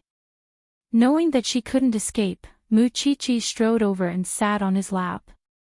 However, Xing Xiao simply pressed her upper body down and slapped her butt twice. The first thing you do when you get home is to look for Su Che, right? I also don't want you to be distracted by this kind of thing. I can handle it myself. Everything was fine last semester. Why did you suddenly attract trouble from your classmates? I've been a loner in school and rarely interact with others. Moreover, you're not the crown prince now. Those people must have found me an eyesore and are trying to frame me. Mu Chi answered. I didn't keep it from you on purpose. I just thought that you would make a mountain out of a molehill. You're so powerful that even Xingting would tremble if you make a move. It would be even harder for me to keep a low profile then. Xing Xiao said nothing. Not only would he trouble Qi, he would also thoroughly investigate if the Xing family had anything to do with it. You want to keep a low profile when you're my woman. Xing Xiao teasingly straightened her body. Teach those people a lesson. I've always been the one humiliating others. No one could humiliate me. That's you, you and I are one. We are one. Holding back her laughter, Mu Chi quickly raised her hand and swore. From now on, I'll tell you immediately no matter how big or small it is. It's good that you know. With those words, Xing Xiao patted Mu Chi's butt. Go. I still have documents to read. Mu Chi nodded and kissed Xing Xiao on the cheek, before leaving his legs in satisfaction. Su Che did not fail his mission. In just one night, he had not only obtained the IP address of the culprit, but also obtained the surveillance footage of the internet cafe. He had also successfully verified which of Mu Chi's classmates had caused such a ruckus. The next morning, Mu Chi smiled when she saw what Su Che had sent her. Looks like you're a strengthened version of Jing Yun. You're as fast as Jing Yun, and you're even better than Jing Yun. You're the one Xiao Xiao chose after all. Su Che said nothing and simply stared at Xing Xiao. Noticing that he was tired, Xing Xiao told him, go back and rest. You don't have to report to me in the morning. Thank you, Chief Xing. Having gotten the evidence, Mu Chi had an idea of what those people were up to. Still, most of the students in the school were doubtful that Mu Chi could find the culprit. Most of them believed that she was pretending to be innocent to divert attention because things had gotten out of hand. But the truth was that it was all a show she had written and directed herself. Of course, Mu Chi did not show it immediately even though she had gotten the evidence. She would have to wait until the third day for things to get interesting. As expected, there was no reaction under Mu Chi's post even after 2 days. The culprit was fearless, and Mu Chi probably could not find any evidence either, could she?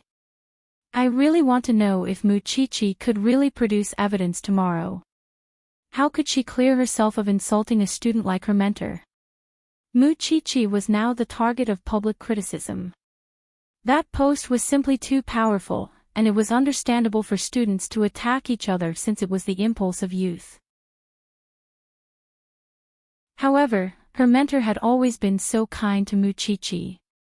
How dare she humiliate others behind her mentor's back? There was no way she could clear herself of such a thing. Over the last 2 days, her mentor's expression was as ugly as ever, especially when she saw Mu Chi. It was as if the fire in her heart was suddenly ignited. She could not hold back her sarcasm in her words. Everyone in the faculty was watching her make a fool of herself. After all, Mu Chi was still acting so aloof even without the Crown Prince's support. It was no wonder that she was being taught a lesson.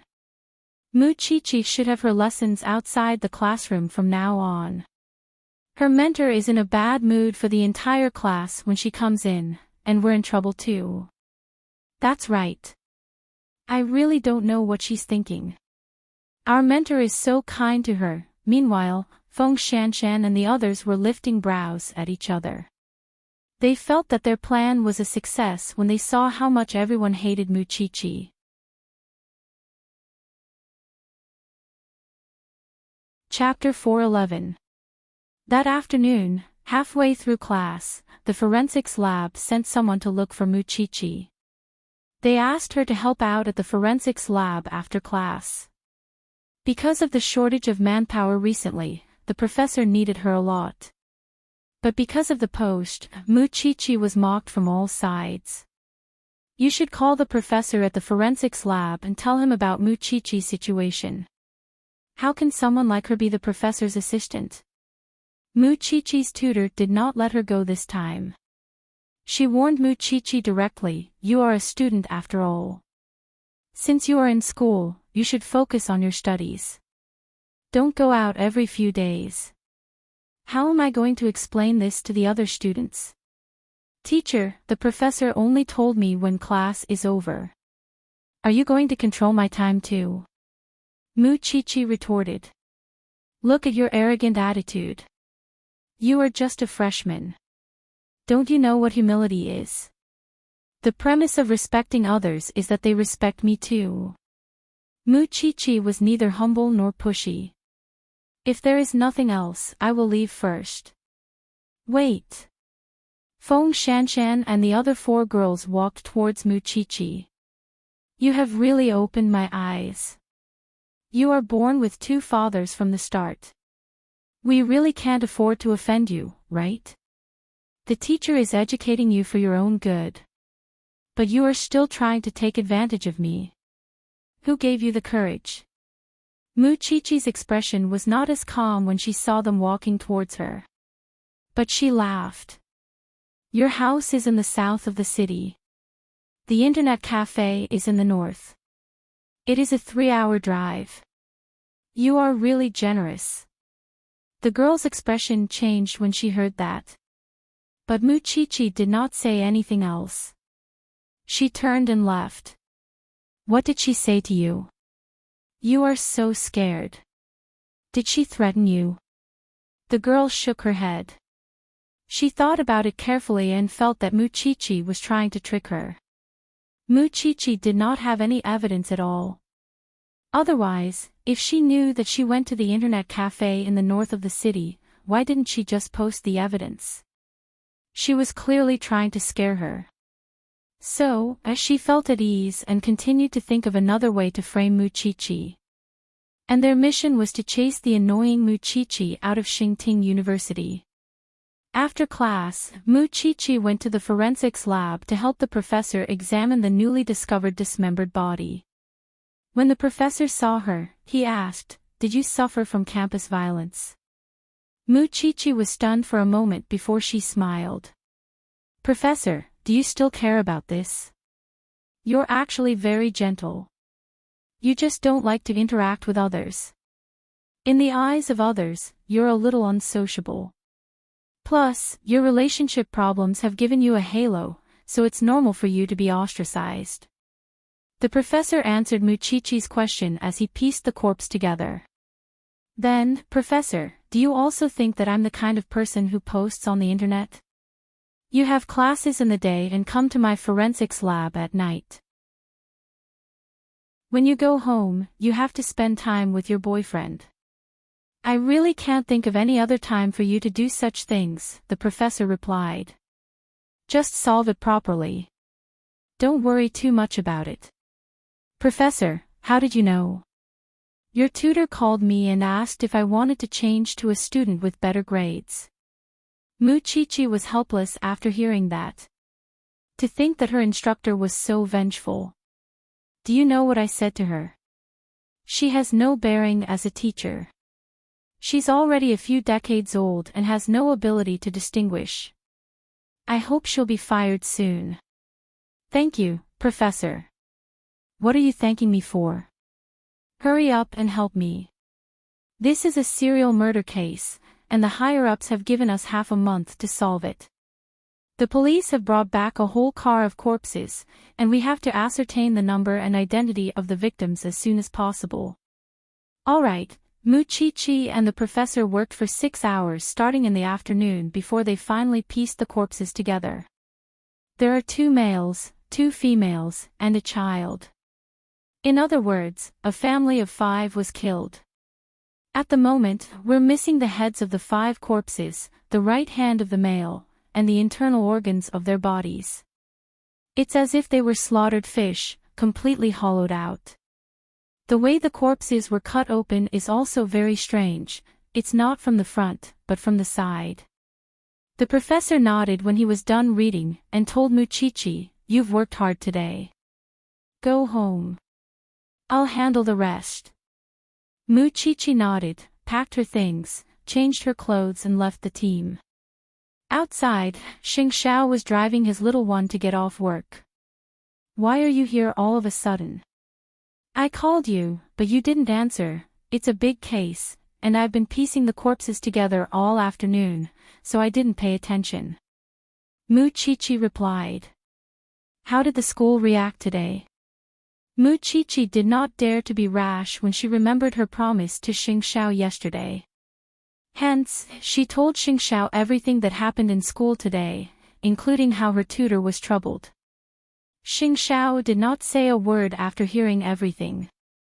Even so, his heart was in turmoil. He could not bear to see his little one being wronged. When Qi-Er released the evidence tomorrow, he would first make an example out of the girl who framed Qi-Er. As for Qi-Er's tutor, he had other ways to make her disappear. Did she really think that he could not protect his woman just because he was not the crown prince? The next morning was the 3rd day that Muchichi had promised to release the evidence. Many people were waiting in the forum to see if Muchichi would really release the so-called evidence. After all, the culprit did not come to claim the post that humiliated her tutor from start to end. The campus group was also in an uproar. Is Muchichi coming or not? Isn't she still in class? Will she release the evidence? I think she's the culprit. I also agree. What evidence can she produce? Isn't she just trying to divert everyone's attention? Feng Shanshan and the others were always online and scrolling through the campus forum, because they wanted to know if the coward Muchichi really had evidence. However, there was no news from Muchichi even after noon. Everyone cried out in disappointment. I should have known it was Muchichi's trick. I shouldn't have trusted someone like her. She even dares to diss her tutor. Muchichi, you should just come out and apologize. It's so embarrassing. However, when everyone went to lunch, Muchichi's post was finally updated, and the students who were having lunch suddenly saw the so-called evidence. Look, everyone. Muchichi has updated her post. Chapter 412. Then, the IP address of the poster was shown, followed by the address of the internet cafe where the IP address was located. Then, the video of the culprit entering the internet cafe to post the post was shown. Muchichi was also considerate enough to show the high-definition photo of the girl and the name list of the forensics faculty. That way, everyone would have an idea. What was even more ridiculous was that the video of the girl posting in the internet cafe was zoomed in. While her body blocked part of the video, the nickname was clearly the one who had insulted the lecturer. The truth had suddenly been revealed in broad daylight. Damn, this is irrefutable evidence. Muchichi actually managed to find it. So Muchichi really is innocent. That's amazing. Full marks for Muchichi's counterattack. Those who were watching the show were completely satisfied after seeing Muchichi's evidence with their own eyes. After all, it was in line with the audience's mentality to watch a good show. What was even more unexpected was that Muchichi did not care about the reputation of the culprit at all, and directly zoomed her photo and name on the computer screen. It was hard not to notice. Feng Shanshan and the others' expressions changed at once when they saw it. The culprit who was posted on the school's website quickly covered her face and left the cafeteria to return to her dormitory. It turned out that what Mu Chi said yesterday about the incident in the north and south of the city was true. She had the evidence, but she did not release it immediately, and was waiting for them to let their guard down. The girl felt a chill down her spine at the thought. How was she going to stay in school now that the matter was exposed? What should she do?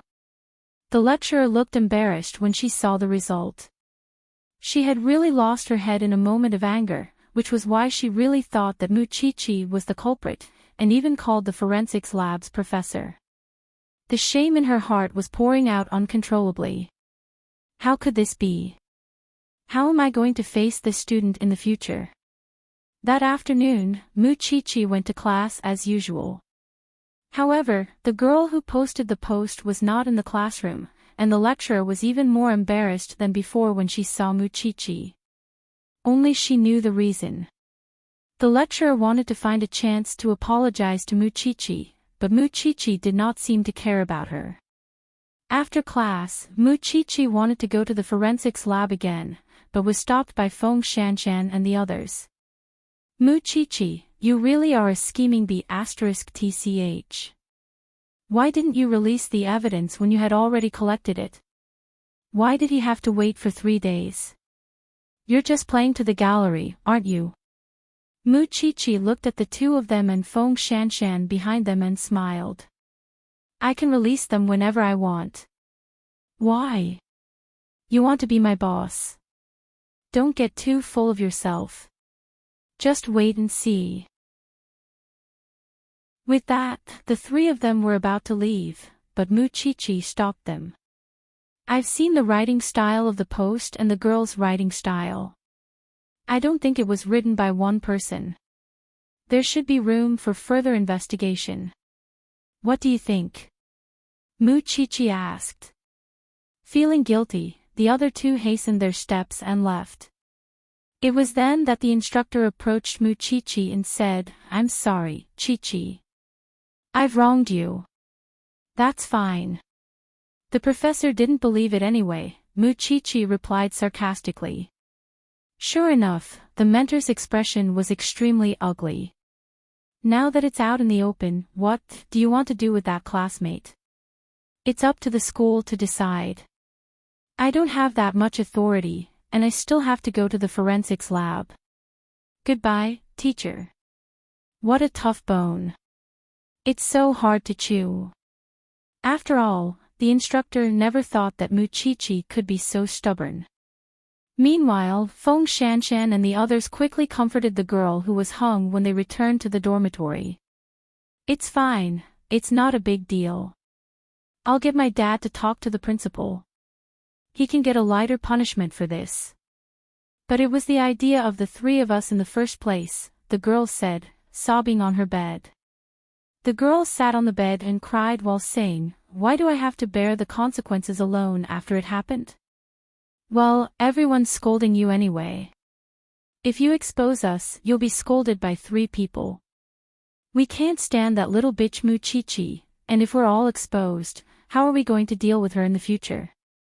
It was true that 3 people make a tiger. And the girl who posted the post was clearly the dumber one, and was used as a gun by the other 2. Of course, Feng Shanshan was the smartest person in the matter. She did not have to do anything, and just watched as others risked their lives for her, and might even be punished. It was a pity that the matter would not be over so easily, going to the principal to settle things. This time, it was up to Xing Xiao to play a more advanced trick behind the scenes. The incident kept spreading on the school's website, and the girl did not show up for class for 2 days. They were all in a small group, and the other 2 went to and from class as usual as if nothing had happened. Of course, they kept their promise, and asked the parents to talk to the principal. Framing a classmate could be severe or light, and could be exempted from punishment as long as one could find a suitable excuse. That was why the principal was very straightforward in his reply. But no one expected that Xing Xiao would do the same as Feng Shanshan and the others. Of course, he did not show up in person, and instead sent Su Che to deliver his and Grandpa Shen's verbal message. The principal was about to turn off the lights and go home, but an important guest came to visit. Soon, Su-che entered the principal's guest room, and the principal breathed a sigh of relief when he saw that it was a young man. He asked, "What can I do for you, sir?" "I'm Xing Zhao's assistant." Su-che introduced himself. The principal knew at once that he was here for Muchichi. But Xing Zhao was in an awkward position now, and he was no longer the crown prince of Huangyao. He could not intimidate others. "Well, what can I do for you?" "I'm sure you won't be lenient with Muchichi's case because of a friend's request, will you?" Su-che asked. "Well, it's actually not that serious. Moreover, the girl has received the punishment she deserves now that the matter has been exposed. It seems that the headmaster is not afraid of Mayor Shen and our old chief. Muchichi is the granddaughter the old chief dotes on the most, and the mayor and Muchichi are like father and daughter. I came here today because the Shen family asked me to. Of course, the most important thing is my boss, Xing Zhao." "Well, what do you mean, Mr. Xing? Are you going to punish her severely?" The principal's gaze was rather frivolous. Clearly, he could care less about the Shen family. But what about Xing Zhao? There was nothing to be afraid of, was there? Chapter 413. Of course I don't mean that. Well, have you heard of Enchanting, headmaster? Su-che asked the principal again. The principal paused and said, "It seems to be a rising military enterprise. If you've heard of Enchanting, why aren't you afraid of Xing Zhao? I think you should be more wary." With that, Su-che took out a photo of Xing Zhao and secretary he playing golf together. The principal jumped in surprise when he saw it. "Why isn't there any news from the outside?" "Because Chief Xing is keeping a low profile. But even if he is, I hope that you'll treat him with respect. What do you think? Of course, you could insist on your own opinion and not believe what I say, although it would be a little awkward when the time comes. It would be weird if the principal did not understand such a strong threat. Our CEO Xing doesn't need special treatment from you. As long as this matter is dealt with according to usual practice, it will be fine." "I understand." The principal quickly whipped out a handkerchief and wiped the sweat off his forehead. After all, he knew very well that the Shen family and Enchanting would be the most prominent family in Jianchuan in the future. Moreover, the frightening thing about Xing Zhao was that he could turn something rotten into something magical at any moment. Moreover, Chief Xing doesn't want the outside world to know his identity, and hopes that you can keep it a secret, headmaster. "That I can do. Well, we'll be waiting for your news." With that, Su-che even reached out to shake the principal's hand. He did not think that he was shockingly strong, but saw that the principal's entire palm was white when he pulled his hand back. He was a tough nut to crack. The principal felt cold sweat all over his body. He could not afford to offend either side, but if Su-che was telling the truth, Xing Zhao was certainly more frightening. This matter must be handled properly. Feng Shanshan's clique thought that they had already spoken to the principal, and all they did was find an excuse to apologize and say that it was April Fool's Day in advance. They did not think that the matter would blow up so much, and would cover it up a little. Even so, would things really go as they wished? "Don't worry, Nuanyuan. We've already arranged things for you with the principal. After this matter blows over, no one would notice you." The girl called Nuanyuan believed in her best friend. However, the school still had to make a decision on the punishment. They had thought that the matter would be swept under the rug with an apology. However, the female student had framed a fellow student and caused a huge negative impact, tarnishing the reputation of her faculty.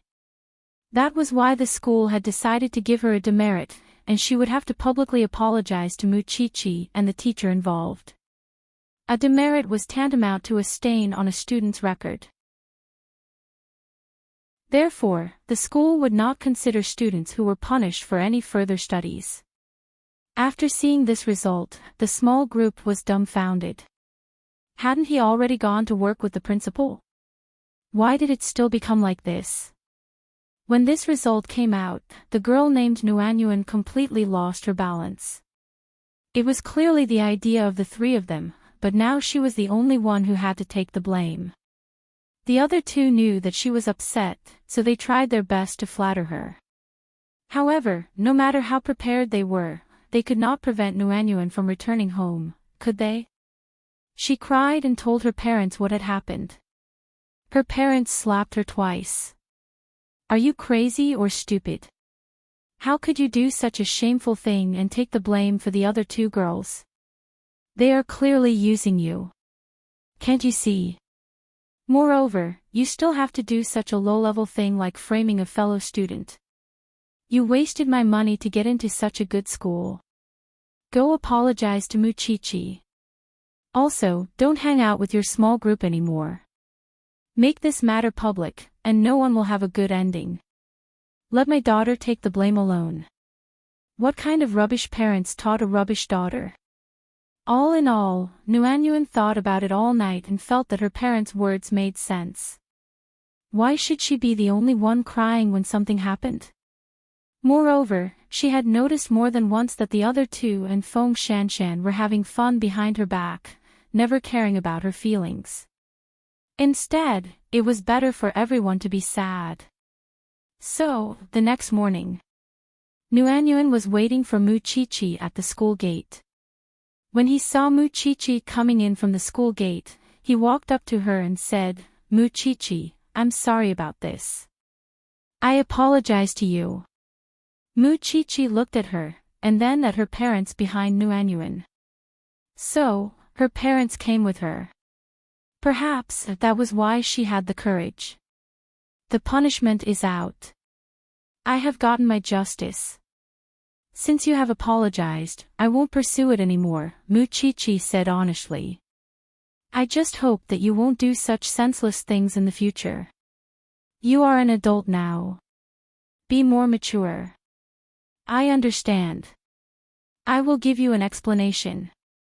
Nuanyuan said sincerely to Muchichi and returned to her parents' side. Then, she posted the video she had recorded at home on the school's website. The framing of Muchichi was actually planned by me and the other two girls. At that time, we just couldn't get used to Muchichi's arrogant look, so we wanted to teach her a lesson. I never thought that things would develop to this point and that I would be directly exposed. Perhaps, this is what they mean by, if you don't want people to know, don't do it. I'm posting this video today not to shirk my responsibility, but to the other two masterminds, please step forward and say a few words. After the incident, you let me take responsibility for the whole thing on my own. I feel like I can't handle the burden. Since 3 people are in the wrong, please step forward bravely. My 2 best friends, Fang Rong and Lu Jingjing. After the incident was posted, the school's website exploded again. This was a godly plot. One person implicated a small clique. This Nuanyuan will come out and take the blame. After the appraisal, the other 2 cowards dare not come out and admit it. Damn, cliques are so powerful now. They don't even need to resort to such lowly means to bully people. The freshmen are so free. The other 2 girls almost exploded when they learned that they had been exposed. None of them expected Nuanyuan to have such a trick up her sleeve. And Feng Shanshan, whom they had been supporting, was nowhere to be found. Chapter 4:14. Muchichi saw what happened to those 3, as well as the disdain the entire school had for them. That was probably Nuanyuan's so-called explanation for her. However, Muchichi did not have the time to waste on them, because there was new development in the case of the family of 5 that was wiped out. The 5 people only appeared to be a family, but after a DNA check, it was found that they came from 5 different families. However, the police did not receive any missing person reports around the area where the bodies were found, so the case became even more mysterious. The fact that the three of them could deal with each other when they fought each other was a relief for her, and she did not have to do it herself.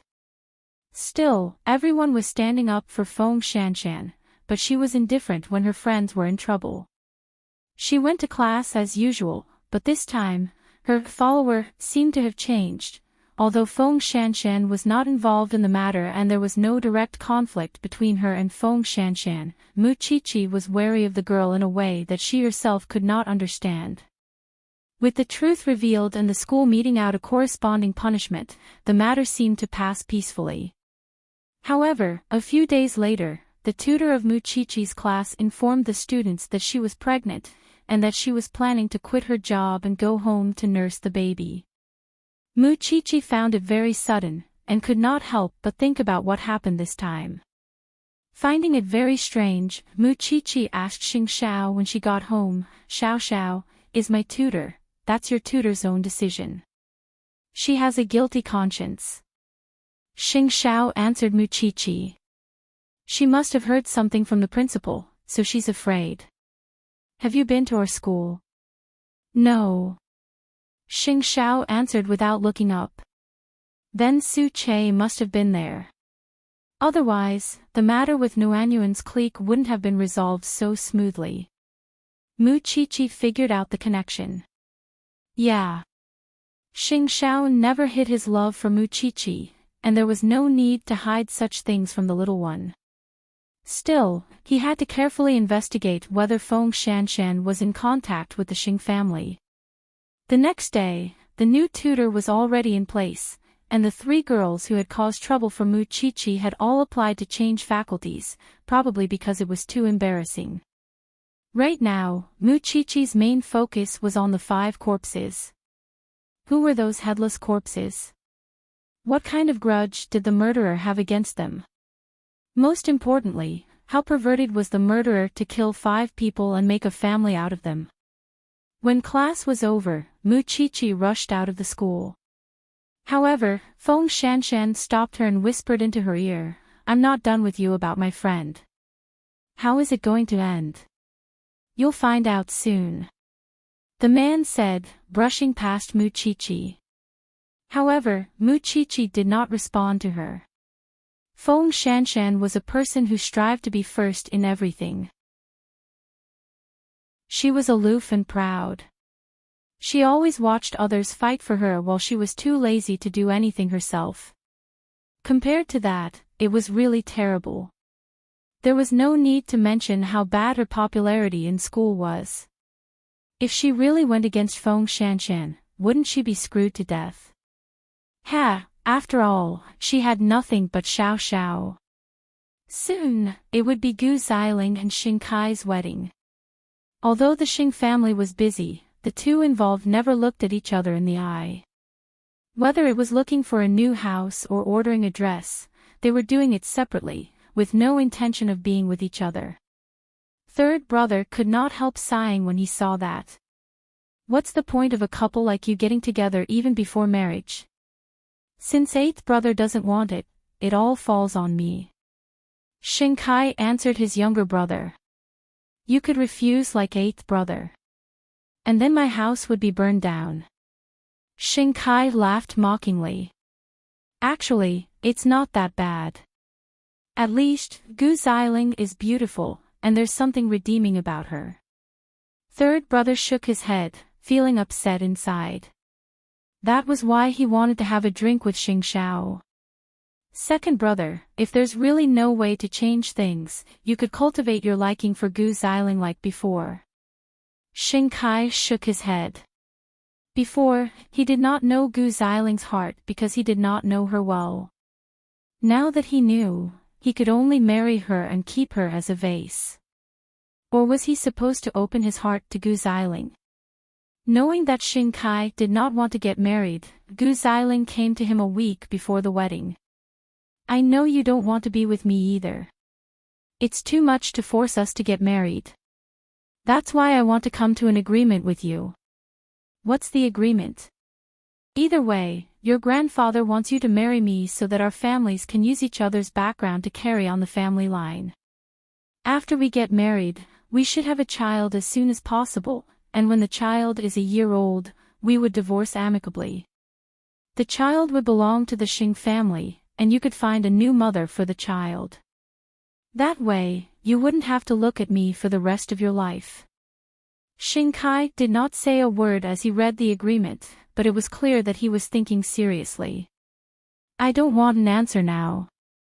I'll give you time to think. I'm just afraid you wouldn't be able to get a divorce when the time comes, especially if you have a child. That was Xing Kai's concern. I would have a way to get away when the time comes. To be honest, Gu Ziling's suggestion was wonderful to Xing Kai. After all, he really did not want to face Gu Ziling for the rest of his life, and he believed that Gu Ziling thought the same. That was why he did not think for long before he agreed to Gu Ziling's proposal. 1 year after the child is born. Just 1 year. With that agreement, the couple did not feel that the wedding was that torturous, because both of them had security in their hearts. But Xing Xiao won't come to our wedding, will he? The Xing family is now completely under my control. From now on, he will never return to the Xing family, Xing Kai replied. Even if he wants to, I won't be soft-hearted. Since you've already agreed to my contract marriage, we should be more like husband and wife in the future and cooperate more tacitly. From tonight onwards, let's move into the same room. This way, we can get pregnant faster. Usually, a girl would be very secretive or embarrassed to ask a boy out. But Gu Ziling did not hide it at all. There was only one reason. Chapter 4:15. Why would I reject you if you don't mind being a girl? The saddest thing in life was to be forced to live together despite knowing that they would become an unhappy couple. Every cell in Gu Ziling's body would reject the thought of kissing and sleeping with someone she did not like.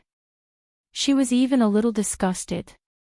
But, she had hoped that Xing Xiao could help her, but Xing Xiao was willing to abandon the Xing family and have nothing to do with her. That was why she was in her current predicament. Wasn't that man hateful? How hateful. That night, Xing Kai packed his things and moved into Gu Ziling's room. Old Xing was delighted when he learned about it. He was naive enough to believe that he had brought them together. Even so, third brother could tell from his brother's expression that he and Gu Ziling must have discussed it or made a pact. Otherwise, why would Gu Ziling be willing to share a room with second brother when she could not be bothered to look at her brother 2 days ago? It did not make sense. Feeling depressed, third brother drove to Xing Xiao and Mu Qiqi. While Papa Xing and Mama Xing were resting, the three of them drank in the garden. I saw second brother moving into Gu Ziling's room tonight. It seems that they are sharing a room. Didn't you say that second brother likes Gu Ziling? Third brother shook his head even as he sipped on his red wine. I could tell that second brother liked Gu Ziling at first, but it was probably only because of her looks. Later, Gu Ziling gradually revealed her arrogance and aloofness, and showed disdain and contempt for second brother. That is why second brother's heart slowly turned cold. Those two are really weird. Mu Qiqi was silent for a long time after listening to third brother's description. Are you worried for yourself, third brother? She asked after a long time. Both old Xing and second brother have changed a lot in the family. I don't know if it would be my turn in the end. From now on, we'll help you keep an eye out for good girls. This way, you can at least take the initiative. Little sister-in-law, don't say that. I've already thought about this. In the future, if there are any family banquets, I'll try my best to join them. Wouldn't it be perfect if I met the right woman? With that, third brother chuckled. Second brother's wedding is on the 15th. You won't be at Xing Mansion then. I wonder how the old man will slander your family that day. Whatever, Xing Xiao answered casually. That's true. You even allowed rumors of being bullied by 3 aristocratic scions to spread, let alone the genuine humiliation from the Xing family. Third brother drank a lot in the yard that night. He was so drunk that he lost consciousness. Xing Shao asked Su Che to send him home, and it was Xing Kai who came out to pick him up. Xing Kai had never seen Su Che before. He only thought that third brother had gone somewhere to get drunk and that Su Che was the bartender there. Of course, Su Che wouldn't explain. After completing the mission, he immediately returned home. Second brother. Aren't you in the bridal room? Helpless, Xing Kai had the butler send him back to his room. Still, when it came to the bridal room, he and Gu Xiling hadn't taken that step yet. After all, there was still a barrier in their hearts. Spring in Jianchuan was still chilly. After Mu Qiqi finished her bath, she returned to the bed reeking of alcohol and threw herself into Xing Zhao's arms. Seeing that he was not asleep, she said, "Actually, third brother is blaming us a little. Every time he comes, he would complain about the Xing family, but I could tell that he still thinks that the change in the old man and second brother is because you left the Xing family. Why should I bear such a burden?" This time, Xing Shao lay on the bed. He did not use his hands and feet on Mu Qiqi like before, nor did he tease her.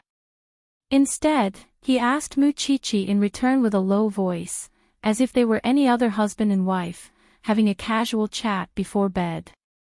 "Don't you regret leaving the Xing family at all?" "Why should I?" Xing Shao asked. "Are you out of your mind? Would you be willing to let your husband shoulder the responsibility of the Xing family now?" Mu Qiqi shook her head. "Of course not. You're working so hard at Huangyao, and the old man is controlling you in every way possible. The rest of the Xing family thinks that it's only right for you to do so, and I certainly wouldn't let you go back." "Then why are you blabbering?" "I'm just..." This time, Xing Shao did not wait for Mu Qiqi to finish. He pinched her chin and said, "The only person you have to feel sorry for in this world is me. Don't even think about the other messy things. Strike me first if the heavens strike you. Strike me first if the heavens strike you. I'll be content as long as you stay by my side." At those words, Mu Qiqi abruptly bit Xing Zhao's chin. "What heavens strike you? Tui. Don't feel guilty for the choices of others. Fate can be resisted, but it depends on whether you're willing to pay the price. When you talk about teaching, you're really good at it." Xing Shao abruptly opened his eyes at that. "You don't like me preaching? Then let's do something else." Over the last 2 years, the little one still had kindness in her bones no matter how much she had grown. She would feel insecure over the misfortune of others. That was something he could not teach, just as he did not want to change Mu Qiqi. It was fine if was kind, but he could be ruthless. Moreover, Er's kindness was not blind obedience or Virgin Mary. The next day, since it was the weekend, Mu Qiqi was summoned to the forensics lab early in the morning. It was only when she arrived that she learned that Feng Shanshan had applied to study and observe as well. "Hello, Qiqi." Mu Qiqi nodded slightly, and quickly changed her clothes at the professor's instruction. Although Feng Shanshan and Mu Qiqi were in the same class, she did not come for her internship during the holidays, which was why she had much less experience than Mu Qiqi. Although her results in theory were better than Mu Qiqi's. "Qiqi, now that the police have no direction to investigate, we can only think of a way to see if we can provide some ideas for those young masters who are in a terrible situation." Mu Qiqi stared at the pieces of corpses, troubled as well. "Are there no connections between these 5 people? The police have investigated all missing persons, but they couldn't find anything." "No one is missing, then. Did they investigate the funeral parlors?" The professor was stunned for a moment. "You're right. These 5 people don't have any obvious external injuries, but because their internal organs have been dug out, we can't determine the real cause of death.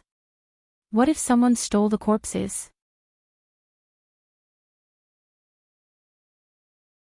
Chapter 4:16. When the professor left the lab, Feng Shanshan looked at Mu Chi-Chi. Chi-Chi, you've already gotten used to being a forensic doctor. Mu Chi-Chi propped herself up by the pool and asked Feng Shanshan in return, didn't you say that you would make me pay for what happened to your companions? What's going on now? I didn't expect you to really take my words to heart. Feng Shanshan laughed. Those 3 asked for it. I only threatened you in a moment of anger. At that, Mu Chi-Chi turned and approached Feng Shanshan. I don't like being two-faced. I also think that it's better if we don't talk to each other, lest we disgust each other, don't you think? You're so petty. Mu Chi-Chi did not reply, but the professor returned to the lab. Seeing the strange atmosphere between the two, he seemed to have noticed something. Those young masters have already started their investigation. I believe there will be results soon. I just hope that there won't be more piles of body parts.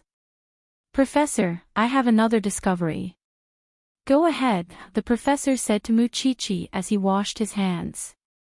Why are there only 2 adult males who lost their palms among the 5 corpses? And they lost their left hands. Is it possible that the murderer also lost his left hand, and because he was jealous of the intact bodies of these dead men, he chopped them off to vent his anger? I'll let the police join the investigation. Now, let's check the body parts again and see if we can find anything new. Feng Shanshan, come and help, the professor ordered. When Feng Shanshan saw Mu Chi-Chi calmly walking around the corpses with a magnifying glass, she mustered her courage and went to the piles of corpses. However, no matter how much she did not want to admit defeat, she threw up in front of the pool after taking a look. It turns out that you're really a heroine. The professor could not help but praise Mu Chi-Chi. It was the first time she saw such a disgusting scene, but she was surprisingly calm.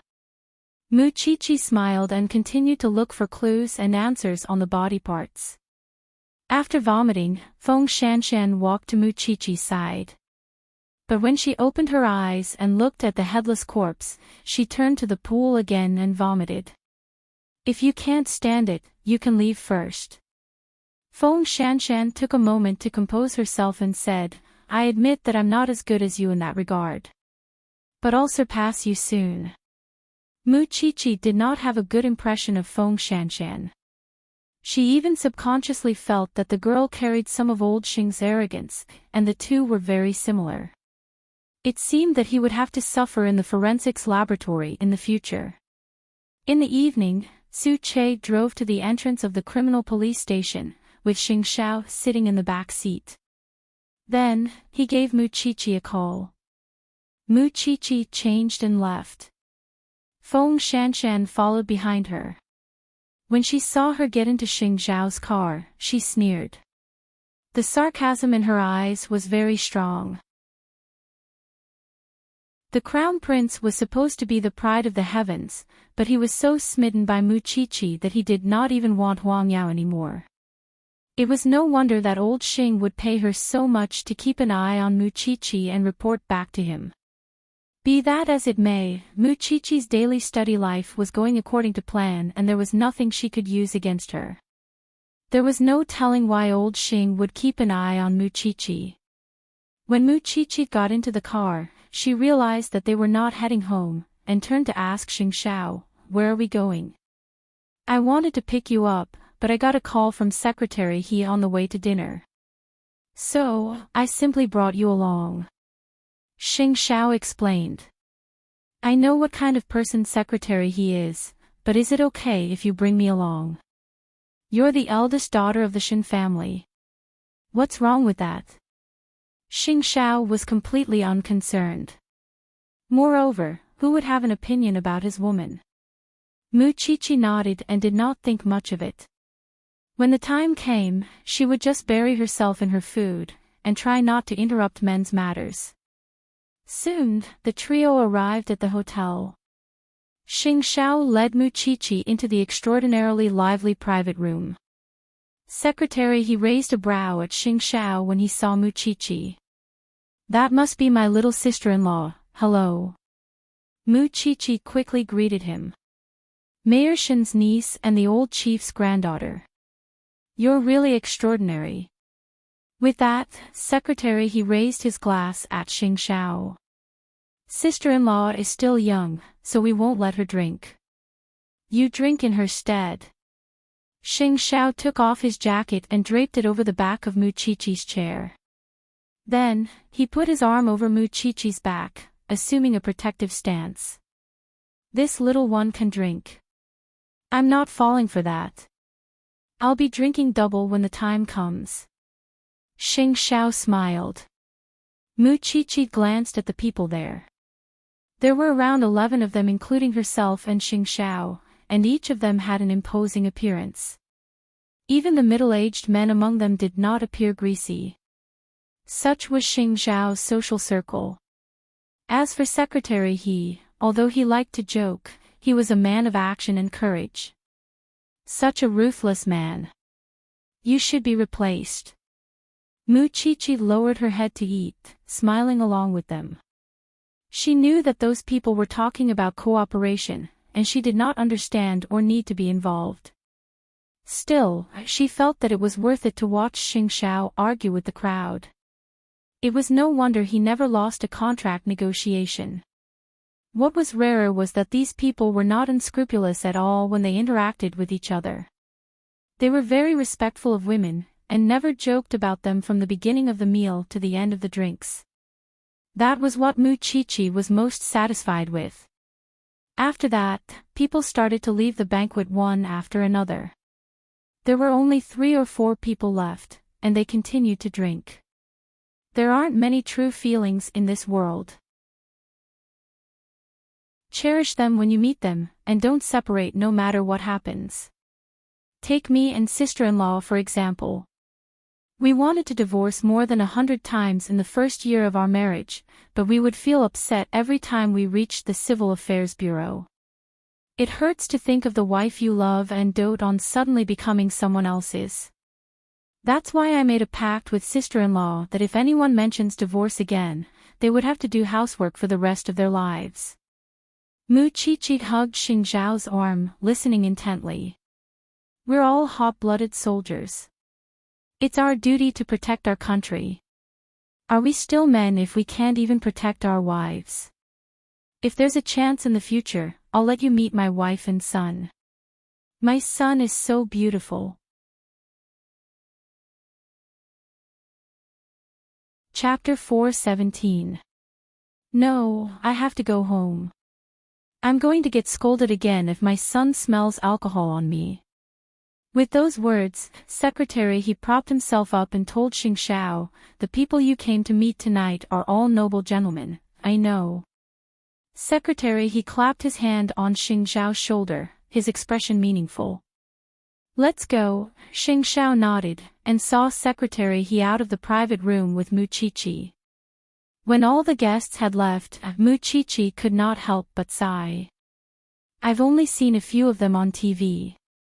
I've finally seen them for myself, how admirable they are. Mu Qiqi sighed. Xing Xiao smiled, and was about to bring Mu Qiqi home.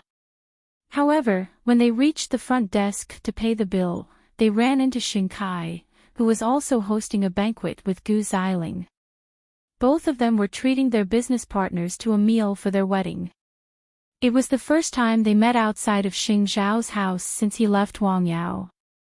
Compared to his flamboyant self before, Xing Xiao was much more composed now. Xing Kai assumed that he was forced to keep his fierceness because of financial constraints, but how could he know who Xing Xiao was meeting just now? Xing Xiao did not spare them a glance, and merely took out his gold card to the front desk. Bill, please. Let me do it. Xing Kai pushed Xing Xiao's gold card back. You don't have an income now that you're leaving the Xing family, and it's best not to come to such high-class hotels again. I'll pay for this meal. Muchichi felt that Xing Kai had misunderstood something at that. Xing Xiao, however, nodded. You're the CEO of Huangyao now. That's not a problem. Isn't that the path you chose? Xing Kai told Xing Xiao even as he paid the bill. Also, you better not let the old man see you. You know how much he hates you now. That was when the receptionist told them, I'm sorry, but this bill has already been paid for. It was Secretary He who had sent his assistant to handle it before he left. That was why Xing Kai did not get the chance to earn some face in front of Xing Xiao. Leave it for next time since you like paying for me so much. With that, he winked at Muchichi. Let's go. Muchichi held back her laughter. She could not say it out loud, so she nodded. Goodbye. Old 8, it's rare for us to meet outside. How about another drink? Forget it. I'm so poor. I won't embarrass you as the CEO of Huangyao. With that, the two of them left. On the other hand, Gu Xiling stood beside Xing Kai and looked at him from the beginning to the end. Sure enough, after losing the halo of being the crown prince, he was just a profiteer who was greedy for money even for a meal. With such a comparison, it seemed that Xing Kai was slightly better now. And did Xing Kai really want to help Xing Xiao?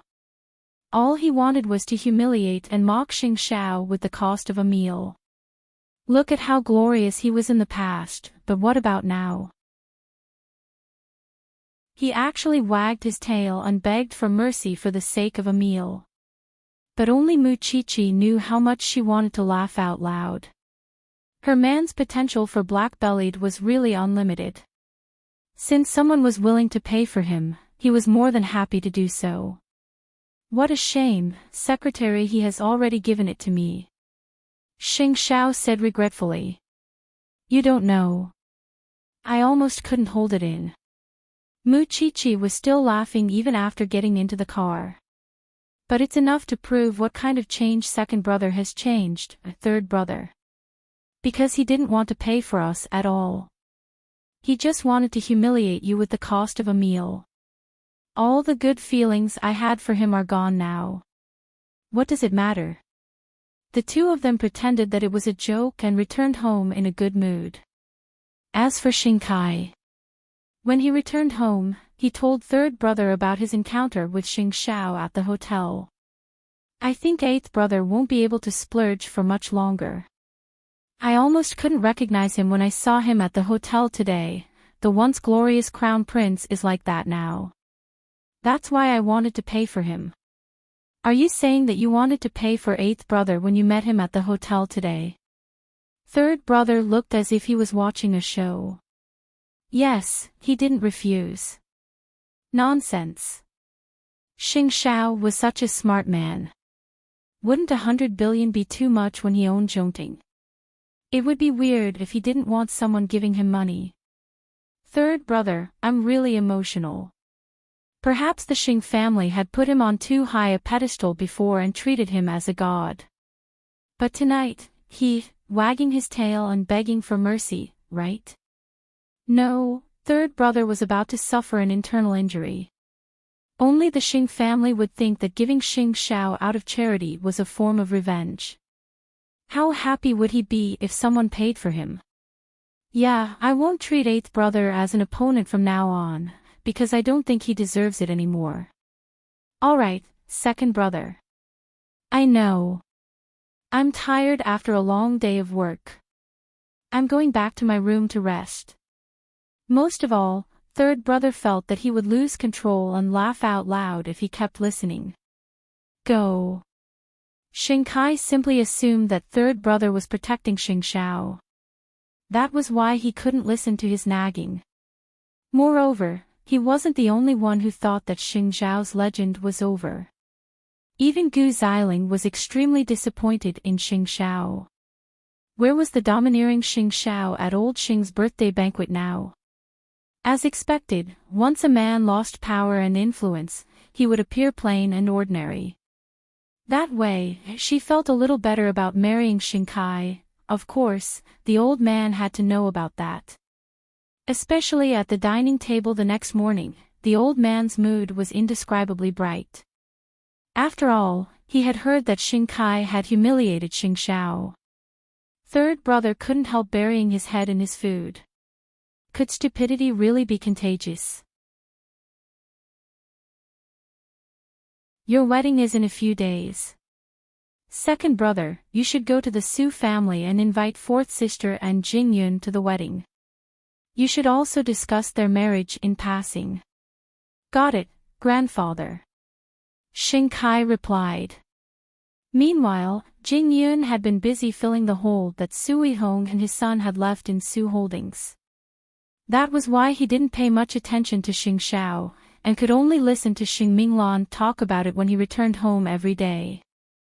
That night, Xing Kai brought along Gu Xiling for a visit to the Su family with a gift and an invitation. Still, he appeared awkward because Jing Yun had once been close to the Xing family. I hope you won't hold a grudge no matter what I've done before. After all, you're my brother-in-law now. Chapter 418. It would be best if you could let bygones be bygones. I'm just afraid that you would refuse to interact with us because of eighth brother. I don't think so. Jing Yun replied. Grandfather even said that he would discuss your marriage when the time comes. There was awkwardness in the Su family's living room for the entire night. Jing Yun had no intention of reminiscing with Xing Kai, and Xing Minglan did not like Gu Xiling either, which was why she did not say a word. In the end, it was the two elders of the Su family who dispelled the awkwardness, finding an excuse for Jing Yun and Xing Minglan to leave. Eighth brother is no longer with the Xing family, and second brother has become the CEO. But I have the feeling that the Xing family is different now. Grandfather even had people burn down Jingting. Jing Yun turned to look at Xing Minglan's dejected expression and hugged her. When the Su family is back on track, let's travel abroad and get married. Really? But Mom and Dad only want us to be happy, and don't want to have too much to do with the Xing family. The only regret I have is that we can't give you a grand wedding, but we could find a small church abroad and have a wedding just for the two of us. Jing Yun's expression was serious, which reassured Xing Minglan. Since Su Holdings is stable now, we should think of a way to help eighth brother. At that, Jing Yun put a hand on Xing Minglan's shoulder and explained seriously, listen to me, Minglan. I've been with him for over a decade, and Mu Chichi probably doesn't know him as well as I do. He doesn't need anyone's help, and don't believe the rumors out there. You can't imagine what the young master can do and what he can do. That's why we have to take care of ourselves. That would be the greatest help to him. Is that really so? Trust me. That must be it. Xing Minglan trusted him, which was why she nodded, feeling reassured. I'm just afraid that he would make a big fuss again. Now, all of Jianchuan is mocking him. Just think about how a proud person like him would endure such humiliation. Based on my understanding of him, he must be hiding at home watching the show. That was why even Mu Chichi had to admit defeat. After all, Jing Yun had been by Xing Zhao's side for so many years, and no one in this world could match his understanding of Xing Xiao. Then, do you want to attend my second brother's wedding? If you think you. Of course I'm going. As the representative of the Su family, it was unreasonable for him not to go. Of course, the most important reason was that he felt that he would be able to watch a wonderful show at the wedding banquet. The circle of nobles had always been this realistic. Come to think of it, Lu Qianqian felt that she should spend more time to talk to Mu Chichi. There were so many rumors about Xing Xiao in Jianchuan, and Mu Chichi was definitely in a bad mood. So, Lu Qianqian got in touch with successor training early and planned to drive to the Shin family. However, as soon as he walked out of the gate of Lu Enterprises, he saw Lin Mu and leaning against the stone pillar at the entrance. Lu Qianshan's heart immediately soared. Why are you here? Isn't school starting? I'm on vacation, so I came out to see you, Lin Mu and replied. I was going to see Mu Chi-Chi, then I came at the wrong time. Lin Mu and said in disdain even as he opened Lu Qianshan's car door. Lu Qianshan smiled, and only said when she saw that he had settled in. Say, why didn't your school train your body to be smarter? Stop fooling around. Let's find a place to park. I only have 10 minutes before I return to the team. Lin Mu and explained. Just 10 minutes. Can't you go back to school earlier? How could I not worry if I don't see your ugly face? Lin Mu and pinched Lu Qianshan's cheek. I'm relieved now that I see you. Still, little Pepper, you've put on quite a bit of weight after not seeing you for some time. Get lost. Lu Qianshan was furious. At the same time, she felt sorry for him. If you lack anything in school, just tell me. I'm your best friend after all. I can still help you with such a small matter. I'm leaving. Lin Mu and took out a childish clay figurine from his pocket and put it in Lu Qianshan's hand. Then, he jumped out of the car and soon disappeared before Lu Qianshan's eyes. Lu Qianshan could only smile helplessly at the clay figurine. He made you so ugly. But what she did not know was how much effort Lin Mu and had spent to come out of the police academy to see her. Just because he had dreamt that old Lin was going to attack the Lu family. He was really worried, and that was why he ran out with all his might. But after one look at the little Pepper, he ran back foolishly. The little Pepper had unwittingly become his Achilles heel. In fact, was Lin Mu and not a concern for Lu Qianshan as well? It was as if he was a family member. Although she lived a busy life every day, Lu Qianshan still missed that bastard who would go against her every time they met. She was worried that old Lin would trouble him, worried that he would not have enough to eat or wear because of his pride, afraid that he would be bullied outside and have no one to back him up. I wonder when that bastard would grow up. And because of Lin Mu An's delay, Lu Qianshan was no longer in the mood to see Mu Chi-Chi. Soon, the wedding between the Xing and Gu families was held grandly in Jianchuan. The marriage between the two families was naturally a grand affair with a hall full of guests. After the storm of Xing Zhao's departure from Huangyao, the Xing family welcomed their guests with a grand ceremony once again. And this time, the old man's hopes would not be disappointed. After all, Xing Kai was different from Xing Zhao. The venue for the wedding was very luxurious. Thousands of champagne roses decorated the wedding venue into a sacred manner. It was said that hundreds of millions of dollars were spent on the wedding. Gu Ziling's bridal gown alone was embedded with over 500 diamonds, and was worth over 10 million. Such a scene was rare in Jianchuan. It was clear how much importance old Xing placed on the wedding. In just a little over a month, he had created such a grand wedding. The Gu family was very pleased. Their daughter's grand wedding gave them great pride. Moreover, her son-in-law was handsome and capable. Thinking about it this way, not choosing Xing Xiao in the first place was the right decision. Of course, the guests were gossipy, and some of them were even talking about Xing Xiao recently. Chapter 419. That's right. You all must have heard about the news of the Crown Prince being humiliated endlessly. I wonder if he would come to the wedding today. He probably won't. After all, he's the one making a fuss about leaving the Xing family. It was inevitable that the guests would mention Xing Zhao's name, and the old man's face naturally darkened at that. There's no such person in the Xing family. I hope that you would respect the host today and not talk about this irrelevant person at my grandson's wedding. Not at all. We're just saying that your second grandson is a talented young man. That's right. Huang Yao doesn't really need anyone. With Chairman Xing's wise leadership, someone else could lead Huang Yao to glory all the same. Naturally, such polite words were better listened to. However, Xing Kai still felt good when he heard that. The old man did not have to be so calculative.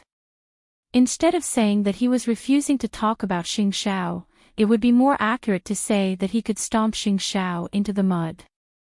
Jing Yun and Xing Minglan only arrived at the hotel when the wedding ceremony was about to begin. Though the old man was embarrassed, he had to greet them. Jing Yun, fourth sister, grandfather. Xing Minglan greeted the old man a little awkwardly. You two should get ready after second brother's wedding. Do you like such a wedding? I'll prepare a grander one for you then. No need. Su Holdings is very busy these days, and Jing Yun and I could just travel and get married. Xing Minglan refused. The old man did not say much when he saw that the two were not appreciative. He was just being polite anyway, because he knew very well that he would not get on Jing Yun's good side even if he wanted to announce his relationship with the Su family. That being the case, he was actually relieved that they did not have a wedding. Let's go in. The wedding ceremony is about to begin. Jing Yun led Xing Minglan inside, when some of the guests were pointing at him. He used to be the crown prince's assistant, but he's now the third young master of the Su family. Xing Xiao is already in such a state, but he's not going to help him. How heartless. You don't know, but Jing Yun is already married to fourth sister of the Xing family. Since he's the Xing family's son-in-law, he should have some scruples. Jing Yun said nothing, but Xing Minglan turned to glare at the gossipy women. Soon, the wedding ceremony officially began. All the guests held their breaths as they watched Gu Xiling walk down the red carpet in her wedding gown, which was worth tens of millions. The two of them looked so affectionate. Because Gu Xiling suddenly realized that Xing Kai was the strongest man in the Xing family right now. As for Xing Xiao, he could go to hell. That was why she was willing to marry Xing Kai today. It was a complete change from her initial reluctance to be with a man who loved her. Perhaps, when the time of the contract was up, she would be the one unwilling to be the one to leave. After the ceremony, old Xing was invited to the stage to say a few words of blessing for the newlyweds. And the first thing he said was that he had been blind. I was blind in the past. I didn't notice such a good grandson. I raised an ingrate for more than 20 years and almost picked the wrong couple. Here, I want to apologize to my grandson and granddaughter-in-law. From now on, I only hope that the two of you could work hand in hand and tide over the difficulties together, and have a few more children so that I could enjoy the joy of playing with grandchildren. Of course, if anyone dares to provoke my grandson or bully my granddaughter-in-law, these old bones of mine would be the first to fight them to the death.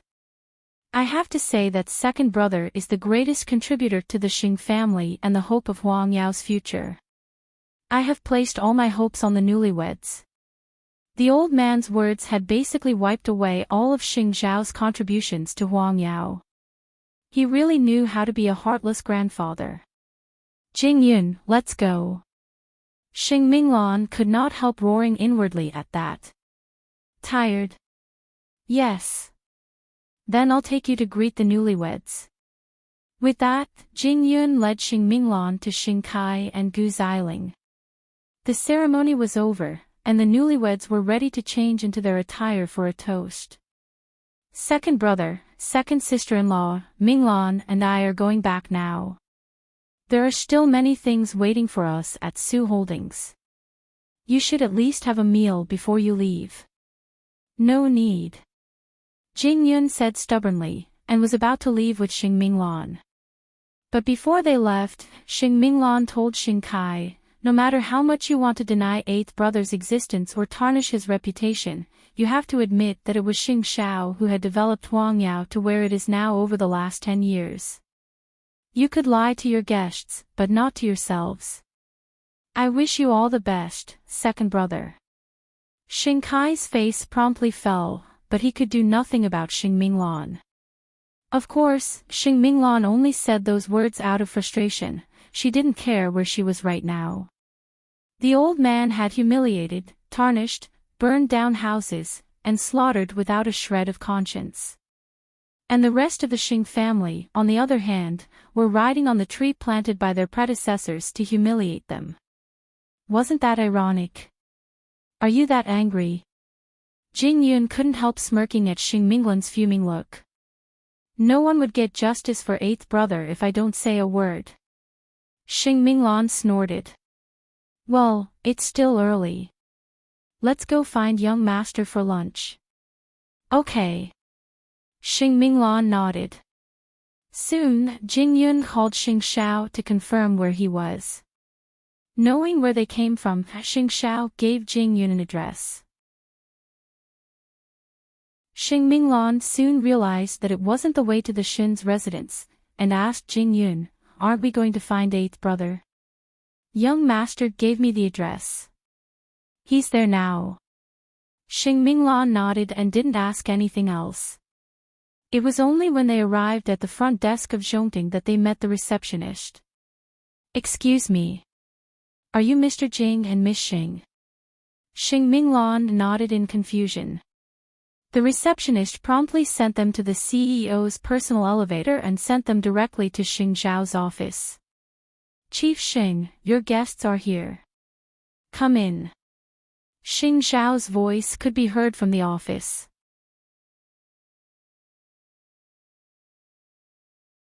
Chapter 420. Xing Minglan, you. Xing Minglan was utterly confused. What's going on? New company. Can't you tell?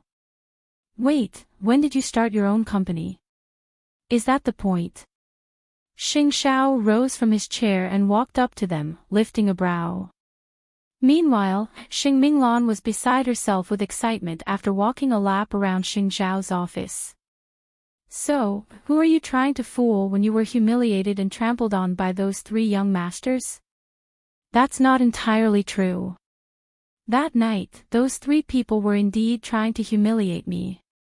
Xing Minglan's gloominess was suddenly swept away, and she stared at Xing Xiao in disbelief. You're really unexpected. As expected, Jing Yun is the one who understands you the most in this world. After all, he didn't follow me all these years for nothing. Xing Xiao replied. Now, everyone in Jianchuan is laughing at you for being a failure and how useless you are now. And yet, you quietly became the ruler of this place. That's not like you who would seek vengeance. One must learn to keep a low profile. Whatever the case may be, Xing Minglan was really pleased. Her younger brother was really invincible.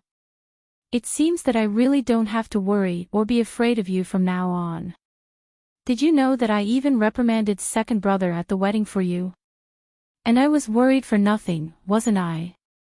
That's why I've asked you to come. Xing Minglan really forgot about her anger at that moment, and simply found the whole thing interesting. When do you plan to reveal your identity? There's no rush. Someone would come to fawn over me soon. Xing Minglan laughed at that. Xing Xiao, you weren't that cunning before. Did you learn that from Mu Qiqi? The trio had lunch at Zhongting's cafeteria, with Xing Minglan exclaiming, "You're really a sly old fox. It's such a good deal to have eldest uncle be your industrial designer for free." That said, I rarely see eldest uncle so focused on one thing. It was also because they had seen Papa Xing working in his workshop that they could not help but sigh in awe. It's fine as long as you know this. No matter what kind of rumors are spreading about me in the outside world, you can pretend not to hear them. I didn't know you were so capable before. Xing Minglan glared at him. Now that we know that you're a big shot, Jing Yun and I will only think that those rumors are funny. We won't really take it to heart. She used to think that Xing Minglan was pitiful when Xing Xiao became like the rumors. But now, she was relieved. The two stayed in Zhongting until the day before Xing Xiao's meeting. On the other hand, Xing Minglan only understood half of the conversation between Jing Yun and Xing Xiao. That was why on the way home from Zhongting, Xing Minglan couldn't help asking, "I don't really understand the jargon you were using just now. Could you tell me in a nutshell what it means?" In short, young master is more powerful than before. Anyone in his circle could cause an earthquake in Jianchuan. Xing Minglan nodded. That's right. No wonder he looks down on Huang Yao so much. When the Xing family was humiliating Xing Xiao in all sorts of ways, he was walking to a height no one else could reach. I'm really worried that the old man would have a heart attack when this matter is exposed. That's none of our business. It was a significant day for the Xing family, both for Huang Yao and for Xing Kai. At night, after the wedding, he carried Gu Xiling back to the bridal chamber and asked her, "Are you ready?" Thinking about it now, Gu Xiling did not seem to dislike Xing Kai as much, and so nodded. "Since you plan to have a child as soon as possible, we won't use contraceptives." Hearing this, Gu Xiling nodded her head again. Perhaps it was the effect of alcohol, or perhaps it was because they were dressed up, but they did not dislike each other as much at that moment. So, it was only after they entered the bridal chamber that Xing Kai realized that although Gu Xiling was living with her ex-boyfriend, she was still a virgin. Such a discovery was simply a pleasant surprise for him. That was why he could not help having sex with Gu Xiling again and again. Both of them hoped that they could have a child soon. But was it really that easy to have a child? Meanwhile, Xing Xiao was cleaning the strange smell on Mu Qiqi's body and listening to her talk about the case of the 5 corpses. Do you know why the 5 corpses were gutted from the side? Why? Xing Xiao asked cooperatively. Because the murderer used to be a fish merchant. A customer complained that he didn't clean the fish's organs properly, so he got into an argument with the customer. The customer yelled at him to kill him if he had the ability. Then, the murderer stole these corpses to practice his skills before he took revenge on the customer. He's a real pervert. When the police found him, the internal organs of those people were still hanging in his house. He probably wanted to dry them and make them into a specimen. And the strangest thing is that I always thought that he was jealous of the others because he lost his left hand. But when the police caught him, they found that he had 7 fingers on his left hand. Perhaps he could not stand the strange looks of others and gradually became twisted. His family also left him one by one, so he stole the corpses and forcibly became a family. So, you've done a good deed. Mu Qiqi smiled, and suddenly remembered that Xing Minglan had called her in the afternoon. Did you let 4th sister and Jing Yun go to Zhongting? 4th sister went to the wedding today and scolded 2nd brother. That's why I couldn't keep hiding it from her, so I told her the secret so that she could be happy. You should have done that earlier. It's a pity I wasn't there, or I could see 4th sister's excited face. Mu Qiqi expressed her regret. After washing her hair, Xing Xiao wiped her hair with a towel. But slowly, his hand began to move downwards. Mu Qiqi promptly laughed. Stop it. Let me dry my hair first or I'll catch a cold. I'll spare you for now.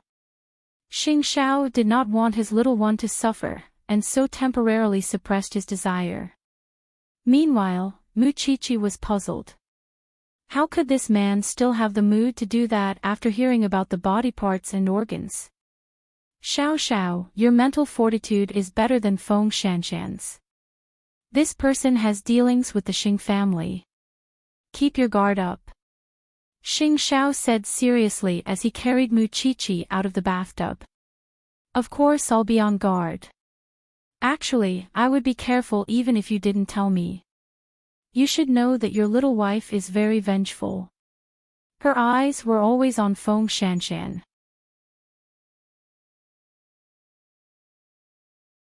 Chapter 421. Time flew. Soon, half a year had passed. With the cooperation of Xing Kai and Gu Xiling, Huang Yao had taken another step forward and became a famous diamond empire in Asia.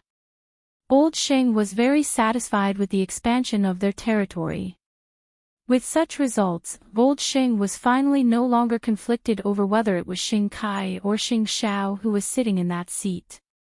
Even so, he still hated Xing Xiao intensely, because he believed that Xing Xiao was a stain on his life. Still, no matter how much he hated Xing Xiao had been hiding in the Shen family over the last 6 months as an idle son-in-law, with rumors of him getting into fights with the young masters of other families from time to time. It was as if Mu Chichi had bewitched the man, turning him from a promising crown prince into a pile of mud that could not be helped up. Meanwhile, Feng Shanshan continued to monitor Mu Chichi for Old Xing. However, Mu Chichi's daily life was divided between school, home, and the forensics lab. She rarely had time to visit Lu Qianqian or Xing Minglan. Mu Chichi's life was not even as rich as an ordinary person's. At the very least, she could still dance and sing with her classmates, or go to the bar late at night. That was why she really did not think that Mu Chichi was worth monitoring. She was plain and boring. However, in a place where she and the Xing family could not see, in just half a year, Zhongting had become famous in the country. After all, Zhongting was not only producing military supplies, but Xing Xiao had also re-established a research department and built a huge base to carry out the development of new weapons, with close ties to the military. It was this soaring group that attracted the attention of many people. However, no one knew who the person in charge of Zhongting was. In the last 6 months, Mu Chichi had visited the base he was so proud of with Xing Xiao many times, accompanied him on expeditions around the world, and befriended many important people. Recently, the two of them had gone to Norway to see the laser. But only the Shen family knew about this. Shen Jianchuan could walk normally now, and Su Sipei's little darling was born. Still, they had kept a low profile in order to play along with Xing Zhao's act. The Xing family had naturally become even more arrogant now that they had risen to another level. On the other hand, Gu Xiling had clearly signed an agreement with Xing Kai that she would divorce him after having a child and start a new family. Even so, after spending half a year with Xing Kai, she realized that she had fallen for him. However, after half a year of hard work, there was still no movement in her stomach. Because of this, she secretly went for a checkup. However, the doctor said that she was fine and suspected that there might be something wrong with the man. But how could she mention this to Xing Kai? It would be strange if Xing Kai didn't lose his temper. At night, when Xing Kai returned home and saw that Grandpa Xing was still meeting Feng Shanshan, he knew that Grandpa Xing's problem had not been resolved. I really don't know why Grandpa is still dissatisfied with Huang Yao's development to the point that he still wants Feng Shanshan to monitor Mu Chichi. While helping Xing Kai take off his coat, Gu Xiling said to her husband, Grandpa thinks that Xing Xiao is a stain on his life. He has been wanting to take revenge for the past 6 months. He knows how useless Xing Xiao has been. Forget it, let him be. Let's go downstairs and eat. Gu Xiling nodded and kept the results of the checkup in her makeup box. She thought that she might have been too nervous and wouldn't get pregnant this way, so she might as well try for a while longer. The whole family was having a meal in the spacious dining hall when Grandpa Xing gave Xing Kai a mission. Go and find out more about Zhongting. Find out who's in charge of Zhongting. See if this family has any daughters of the right age. If there are, I think our third brother has found a place to settle down. Third brother spat out a mouthful of rice at that. Grandpa, I'm already working hard to find one myself. Don't rush me. How do you know you're not satisfied with Zhongting's daughter if she's not pretty? Third brother chuckled sheepishly. As expected, the old man had finally set his sights on Enchanting. He had expected it. After all, who wouldn't know that Enchanting was now in Genthuan? Still, he was certain that eighth brother's family had no daughters. Got it, Grandpa. I'll see to it as soon as I can. Xingkai replied, even teasing third brother. You're the only one in the family who hasn't settled down yet. Even sixth brother is getting married. Shouldn't you work hard? Third brother thought to himself, you guys better not see to it, or the family won't have peace soon. The old man chuckled as well, before turning to Xingkai. By the way, get that piece of land east of the city as soon as possible. The expansion of Huang Yao's production base is imminent. I know, Grandpa. I'll see to it as soon as I can. Still, I heard that Enchanting has their eyes on that piece of land too. You could use the chance to get to know the person in charge. Enchanting had their eyes on that piece of land, but Xing Xiao might not be the one to bid for it. When third brother heard about it, he quietly called Xing Xiao before he went to bed. You've successfully caught the old man's attention. He sent second brother to check you out. He wants to know who's in charge of Enchanting, and if there's a girl of suitable age for me to be his son-in-law. Enchanting has many, beautiful female employees. Xing Xiao replied. Eighth brother, you've got guts. Your sneaking glances at female employees behind sister-in-law's back. Do you think I'm you? Xing Xiao was about to hang up. I got it. You're almost done hiding, aren't you? Aha! Xing Xiao simply felt that life had been wonderful without the old man's interference for the past 6 months. Of course, he did not have to fear the old man's interference with his current position. After all, he could do anything to Huang Yao with just a few words. There were too many things that could trouble Huang Yao. Mu Qiqi came out of the bathroom after her shower to find Xing Xiao sitting on the sofa with his black shirt unbuttoned. She sat down with her wet hair and dripped water on Xing Xiao's documents. Dry my hair. Xing Xiao put down the documents and pulled his little one into his arms. After half a year, the little one's figure had become even more alluring. Especially with fifth aunt giving her food supplements, her entire face now looked rosy, lustrous, and plump. I heard it when I was showering. What did third brother tell you? Xing Xiao chuckled softly at third brother's words.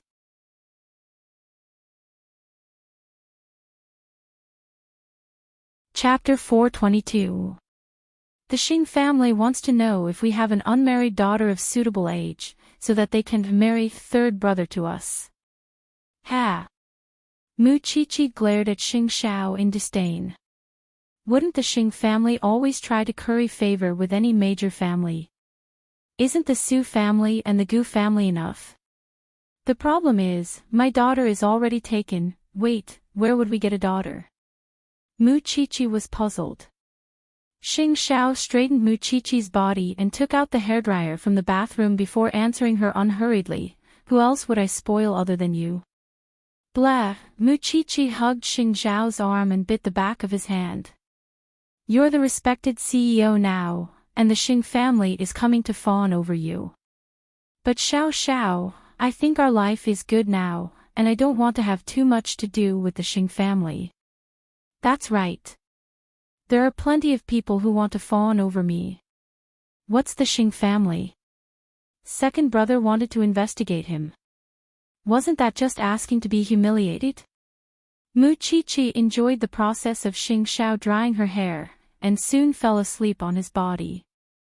Xing Xiao was used to it, and simply put down the hairdryer and changed his posture to hug Mu Qiqi before picking up the documents again, completely unconcerned that Mu Qiqi had wet a corner of the important document.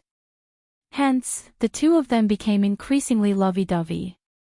If it had been a year or two ago, Mama Xing would never have believed that the person who doted on Mu Qiqi so much was her son. Now that Papa Xing was Enchanting and holding an important position, he had achieved something and regained his former confidence. He had to thank his son and Xiao Qi for all that, which was why he did his best to fulfill his promise to his family. Whenever he saw something good, he would buy it for his wife. Of course, he would also buy it for his daughter-in-law. At breakfast the next day, Xing Xiao told his parents about third brother's phone call yesterday. Mama Xing snorted coldly, folding her arms. I'm still fuming over Jing Ting's fire. Moreover, the Xing family has been belittling my son on various occasions over the last 6 months, and now they want to fawn over me. Isn't that just wishful thinking? How ironic when you think about it. Xing Xiao did not say anything, and simply watched her eat her breakfast. When Mama Xing saw that Xing Xiao was not moving, she asked, "When do you plan to reveal your identity?" "At the right time, at the right place."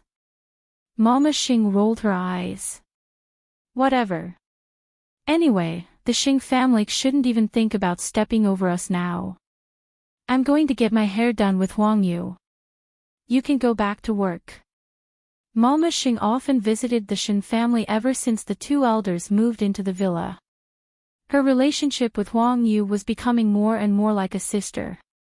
Although she was a whole generation older than Huang Yu, she had already left the Xing family. Who cared about seniority? As long as he was happy. After listening to Mama Xing's description, Huang Yu's eyes widened. The Xing family is so shameless. They fawn over whoever is powerful. This isn't something that happened in a day or two. Mu Qiqi did not care about Zhongting's affairs and focused on her research as a forensic doctor. Because of this, Feng Shanshan felt that she had no energy at all. And because she had to keep an eye on her, she could only stay in the forensics lab to look at those disgusting corpses on weekends when she was supposed to go on a date with her boyfriend. Don't you go on a date? Why? Xing Xiao might be broke, but doesn't the Xing family still have power and influence? Mu Qiqi answered Feng Shanshan as she cleaned the corpse's wounds. It's been half a year. Did you get anything from keeping an eye on me? Who's keeping an eye on you? You can't wait to go to the washroom with me. Isn't that keeping an eye on me? Mu Qiqi retorted. The Xing family asked you to keep an eye on me, and then what? What kind of seasoning can I have for the old man's meal? Feng Shanshan looked at Mu Qiqi in shock. It turned out that the quiet person she liked actually knew everything. By the way, Feng Shanshan, if you keep following me like this, your boyfriend would be gone. He would probably think that you're trying to get gay, wouldn't he? Feng Shanshan was indeed a little tired after hearing that. But it was fortunate that he was her boyfriend of many years, and he was willing to listen as long as she explained. It's not that I don't want to say it, but you're not in this circle. You might not be able to satisfy the loneliness of a rich man, but there are plenty of people who can. Do you believe that? Mu Qiqi, don't think that everyone is as disgusting as you, seducing your benefactor and turning the crown prince into a good-for-nothing. Mu Qiqi said nothing, and simply turned to give Feng Shanshan a mocking look. After a while, she spoke again. I'll be in the lab all day today. You should go on a date, or you'll hold a grudge against me when your boyfriend is gone. That's none of my business. Xing Xiao is already like this. Haven't you thought of changing him? You're only 19. I know that all of you want to see Xiao Xiao lose everything and be chased out of the Xing family. But he's my man, and I'll always be by his side even if he has nothing. You don't have to worry about changing him. Feng Shanshan gave Mu Qiqi a weird look. Then, she really took her bag and left the forensics lab. She couldn't give up her love for old Xing's money. But when she called her boyfriend, he told her that he was on a business trip. Helpless, Feng Shanshan returned to the lab. Would you believe that your boyfriend is with a beautiful woman right now? Shut up, Mu Qiqi. My boyfriend loves me very much. Was it love that she didn't even tell him when he was on a business trip? She really couldn't understand such love. At the very least, she knew exactly where Xingxiao was when she was with him. If two people loved each other enough, they wouldn't think that it was a restraint, and would even let each other know where they were. Of course, Feng Shanshan had her suspicions, or she wouldn't have flown into a rage out of humiliation.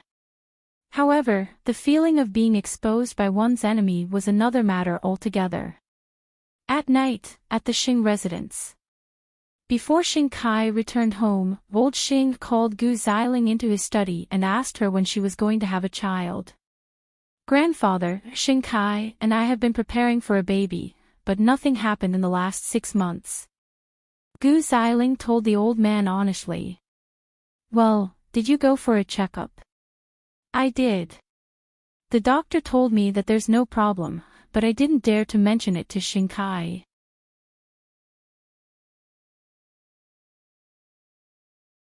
Chapter 423. Is that so? Old Xing looked at the walking stick in his hand and told Gu Xiling, maybe it's not the right time yet. Just wait a little longer. After all, who would want to admit that their grandson had a problem in that area? Although Gu Xiling thought so too, there was still a knot in her heart. After being married to Xing Kai for half a year, they had been so close to each other that she almost got carried away. I know, grandfather. But if she still could not get pregnant, she still had to think of a way to get Xing Kai to the hospital for a checkup. A few days later, at the land auction. Everyone was discussing that they would be able to see someone from Zhongting today. Xing Kai was naturally looking forward to it from his seat. Moments later, Su Che and another deputy CEO of Zhongting entered the main hall of the auction. At that moment, many people in charge deliberately turned to look at the person in charge of Zhongting. After all, the company was too mysterious. Su Che's baby face looked very young, which shocked everyone present. To be able to strengthen Zhongting to such a terrifying extent in such a short period of time, could it be this young man? No one knew the answer. And among them, Xing Kai was the most puzzled. Because he remembered Su Che. He had thought that Su Che was a bartender when he sent third brother home, but he turned out to be someone from Zhongting. Could third brother know someone from Zhongting? Soon, the bidding began. The piece of land in the east of the city was priced at 1.3 billion. Many of the big shots present also scrambled to raise their cards. However, most of them raised their bids in the millions. Even when it came to Huang Yao and Xing Kai's land, he only raised it by 100 million. But when it came to Zhongting's bidding, Su Che raised 2.6 billion. Everyone was shocked. Many big shots also felt that the land was still desolate and not worth such a high price, so they all gave up. However, Xing Kai continued to follow up because Huang Yao was determined to get that land, 3 billion. 4 billion. 5 billion. Xing Kai continued to bid 6 billion. Su Che's cool voice rang in the hall. 5 billion. This time, Su Che did not follow up. 5 billion going once. 5 billion going twice. With that final blow, Huang Yao successfully acquired that piece of land. However, he still felt that Su Che was deliberately inflating the price of the land. Everyone thought that Xing Kai was crazy. The land that was originally worth 1.3 billion yuan had been forcibly raised to the current sky-high price. At the same time, they were also curious about Zhongting's net worth. How could they so easily bid a land price of 6 billion yuan? After the auction ended, everyone left. At this time, Xing Kai walked up to Su Che and asked, "We met last time. You sent third brother home." "Really? But I don't know your third son." "I just met him at the bar and gave him a ride," Su Che replied. Are you really the person in charge of Zhongting? My family doesn't have any daughters or sons of marriageable age. I'm afraid I'll have to disappoint you, Chief Xing. Su Che hit the nail on the head and walked around Xing Kai to leave the venue. But Xing Kai was stunned. How could Su Che be so clear about the Xing family's intentions? Zhongting was truly mysterious. Having completed his mission, Su Che returned to Zhongting to report.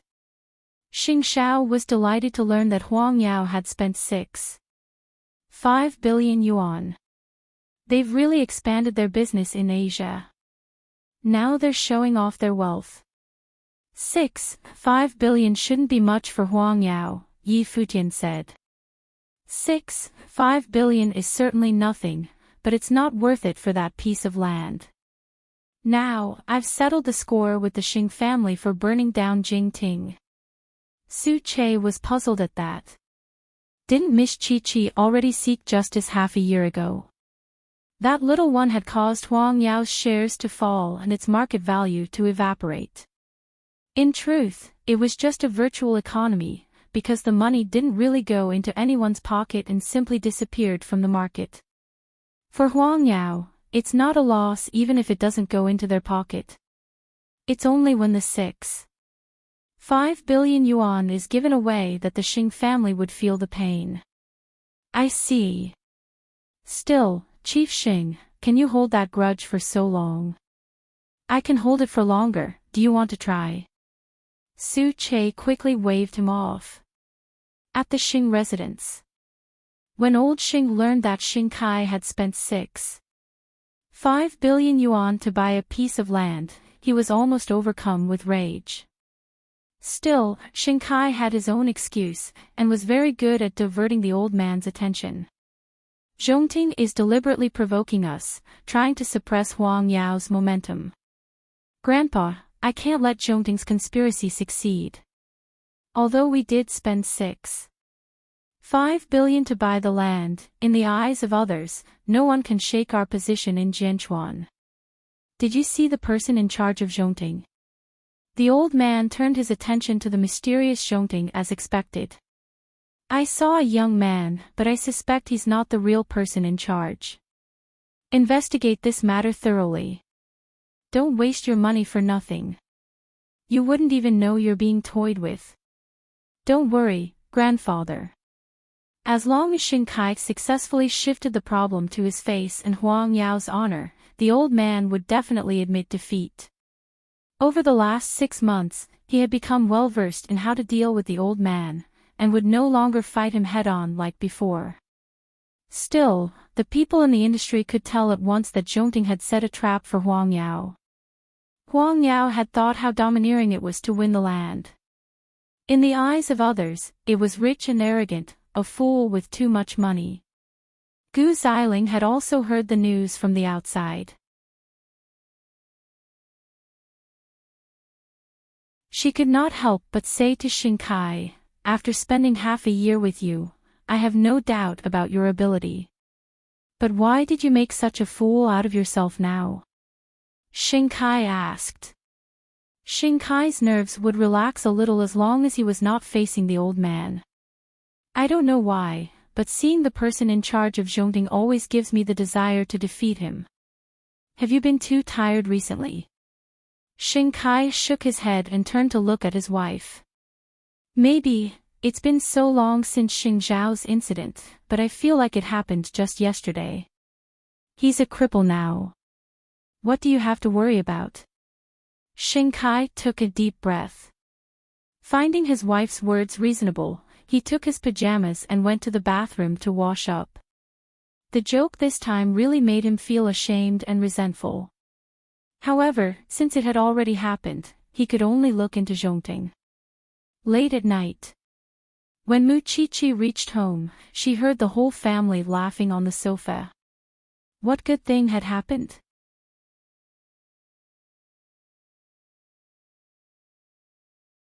Chapter 424. It's all Xing Zhao's fault.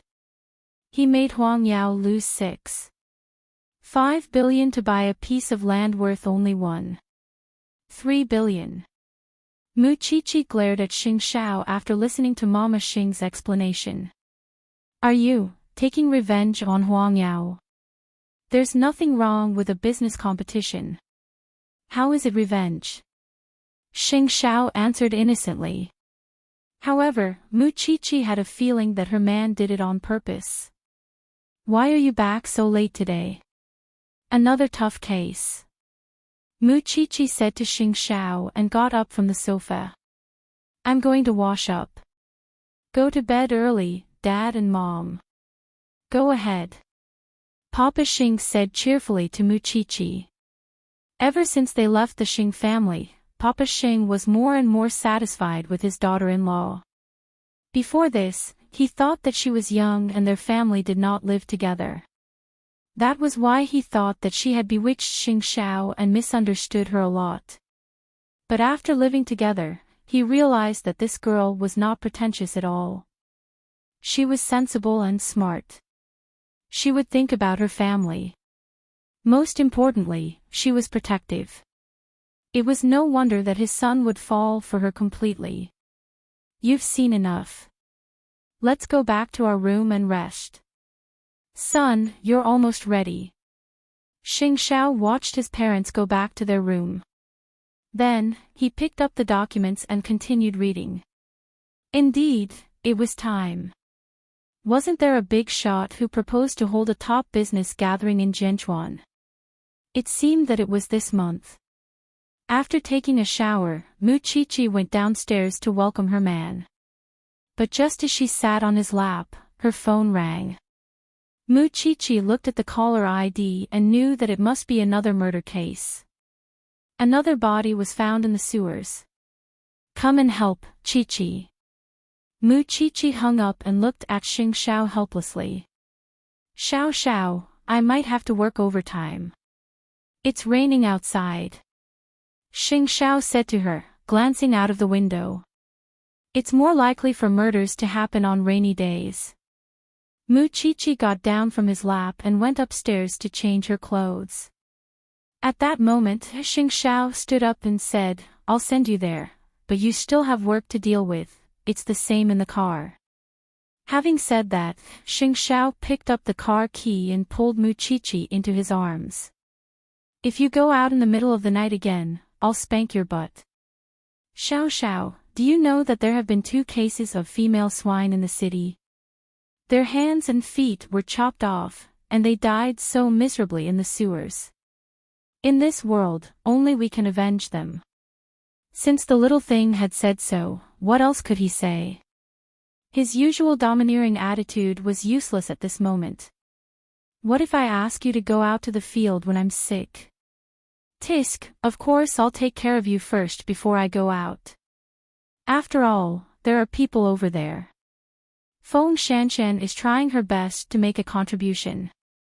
It's not that she can't do it without me, but you can't leave me, can you? Mu Qiqi's face was written with one word, self-delusional. Of course, Xing Xiao merely curled his lips and sent her to the spot where the corpse was found. The professor and the forensics team were all there. Feng Shanshan was there too. They held black umbrellas and stood at the entrance of the sewer. The body had already been moved out. Let's take a look at the corpse first. The professor told Mu Qiqi. Mu Qiqi nodded. She put on her raincoat and crouched under the canopy. It's still fresh, from the color of the livor mortis, it's less than 8 hours old.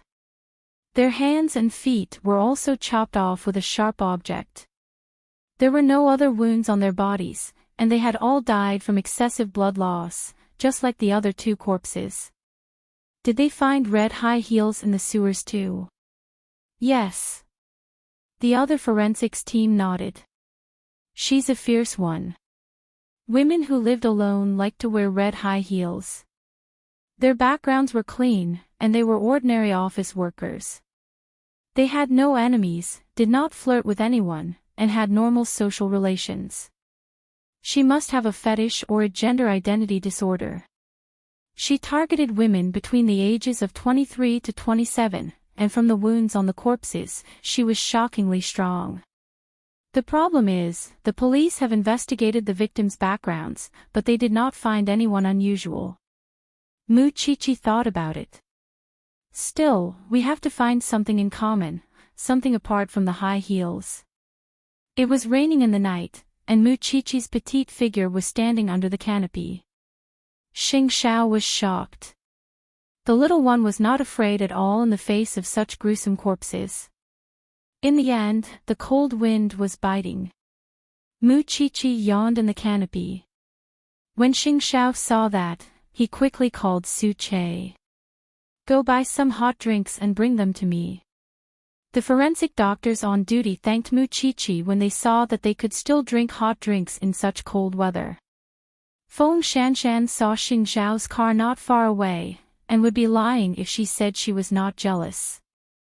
Although she did not know that Xing Xiao was now the CEO of Zhongting, her boyfriend, who was also a man, chased her out of bed impatiently and locked the door when he heard that she was going out in the middle of the night. I used to think that forensics was cool when I was with you, but now I know how disgusting it is. Feng Shanshan did not say anything. She drove straight to the crime scene. I think we can start with the high heels. There was only one high heel in each of the 3 murders, and the other was not found in the girls' homes. I think it's still with the murderer. Feng Shanshan voiced her opinion.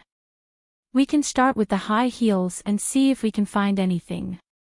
I'm afraid the 4th and 5th victims' corpses would have been found by the time you're done with the high heels. Muchichi retorted. Then according to you, how should we investigate? Look for the murder weapon. So far, we haven't found an accurate murder weapon. If we know what weapon it is, we can roughly determine his occupation and approximate his weight. Compared to looking for the high heels, this is more realistic. The murder weapon is the first, the professor said. Go back to the forensics lab and find the sharp object closest to the wound to test it. Feng Shanshan snorted coldly. Still, bring the high heels back for a detailed report. Do a detailed count of the brand, place of origin, date of production, and so on. Also, the rain is too heavy. You two go back first. I'll follow up with the forensics team tonight. Feng Shanshan and Muchichi shared a look and brushed past each other. You're always so annoying. Same to you, the man you ruined is in the car, isn't he? Why can't he come down and greet everyone?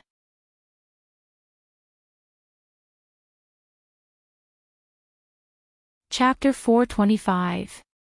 Xiao Xiao, let's go home.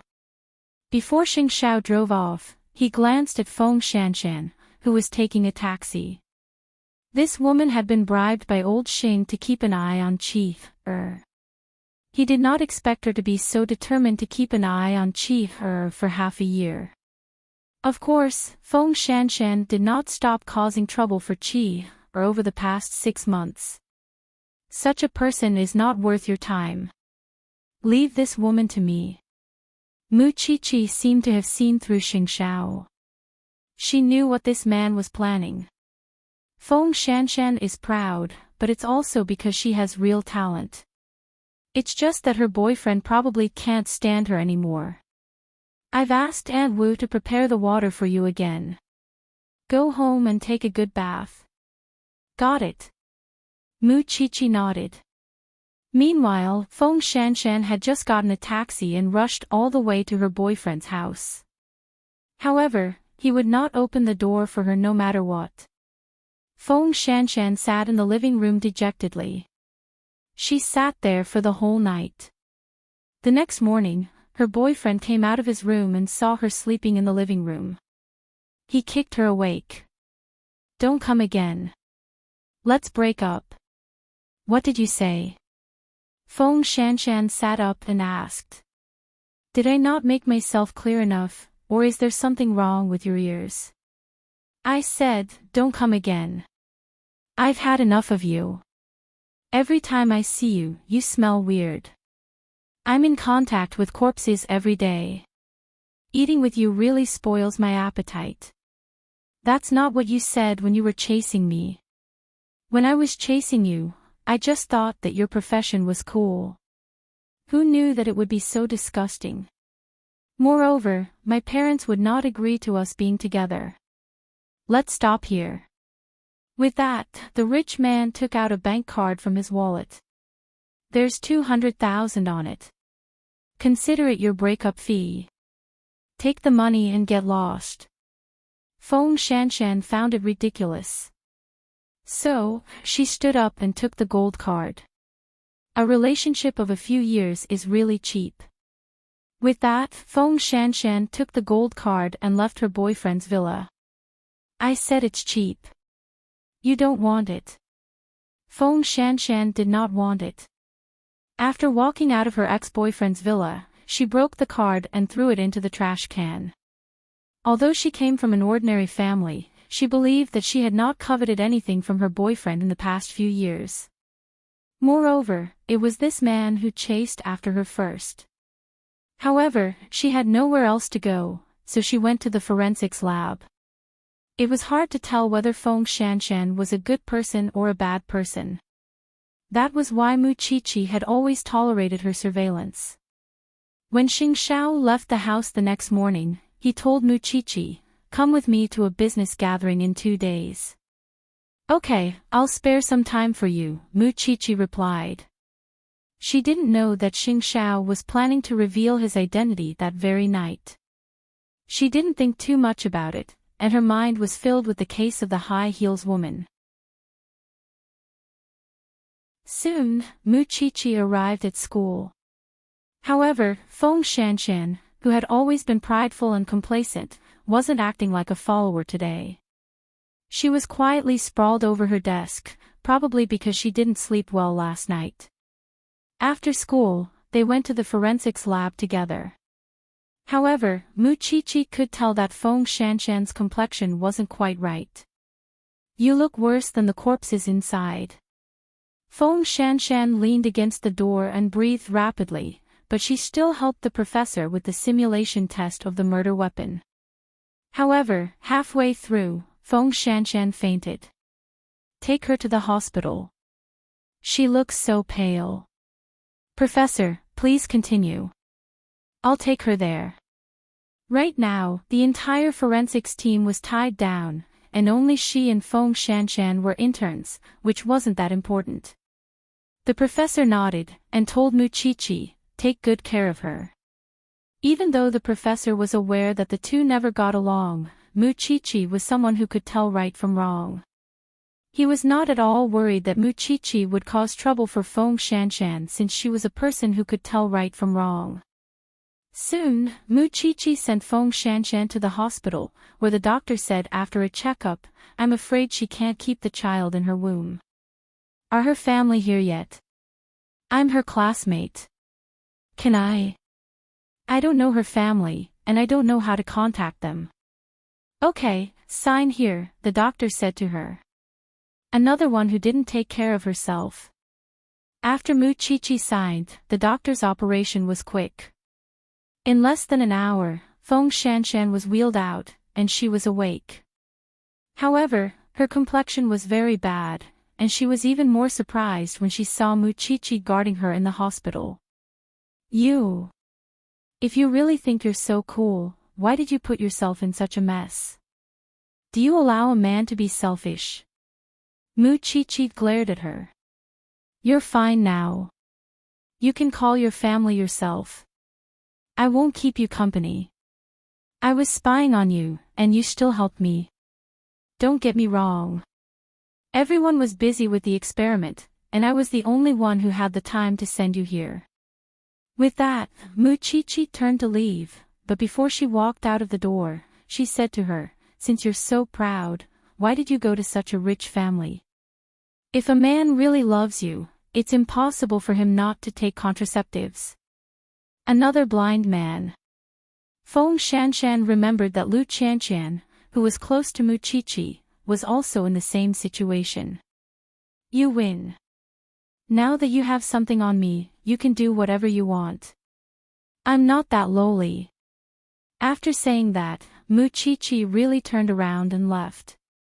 Meanwhile, Feng Shanshan sat on the bed and burst into tears. She was already 22 years old.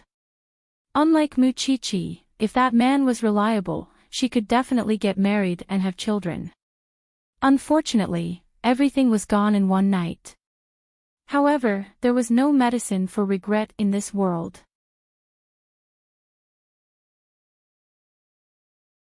Moreover, Muchichi, don't think that I would give up on the Xing family's money just because you helped me. Feng Shanshan thought to herself that she would still do the same thing. But Muchichi had never been afraid. Having met Su Che at the auction, Xing Kai had a feeling that third brother might really know him. Hence, he tested him when third brother returned home. Do you remember the person who sent you home when you had too much to drink? Su Che had already spoken to third brother, and it was naturally easy for him to answer such questions. I don't know him. Isn't he the bartender? I had too much to drink and was delirious. Why are you asking about him? He's the person in charge of Zhongting's plot of land in the east of the city.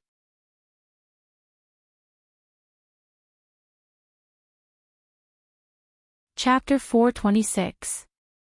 You're overthinking it. I'm just asking. Third brother nodded. Alright, I'm going back to my room. Oh, by the way, I heard that there's a top business gathering in a few days. We're all going, aren't we? Sister-in-law, me, and you, we're all going. You know very well why you're going. He was going to look for his future wife. Third brother shrugged nonchalantly. He was only concerned if eighth brother would go. I don't know why, but even though I know that eighth brother is useless now, I still feel that he might make a comeback. I don't know if I'm being paranoid. Third brother said nothing, and simply slipped into his room to sleep soundly. He could pretend he didn't know if he saw eighth brother at the business gathering. After all, who didn't know how to play dumb? After keeping a low profile for over half a year, it was time for eighth brother to show himself. Otherwise, the outside world would really think that he was crippled. Since Zhongting had tricked Wang Yao, old Xing would definitely not go to Zhongting for in-laws. After all, Su Che had clearly told Xing Kai that they could marry into the Xing family if there were no girls of suitable age in their family. And since there was a grudge, they could only be enemies. Be that as it may, the people of Jianchuan had yet to meet the person in charge. Why was he acting so mysterious? There's no telling which powerful family is pulling strings behind the scenes, toying with people's hearts and making Huang Yao suffer the moment they arrived. Still, it's just a new company. Could they really fly? If the person in charge of Zhongting is really going to the business gathering, you'd better get back at me for what happened before. The old man instructed Xing Kai. Don't worry, grandfather. I'll bring Xiling and third brother there. We wouldn't lose to Zhongting in terms of momentum.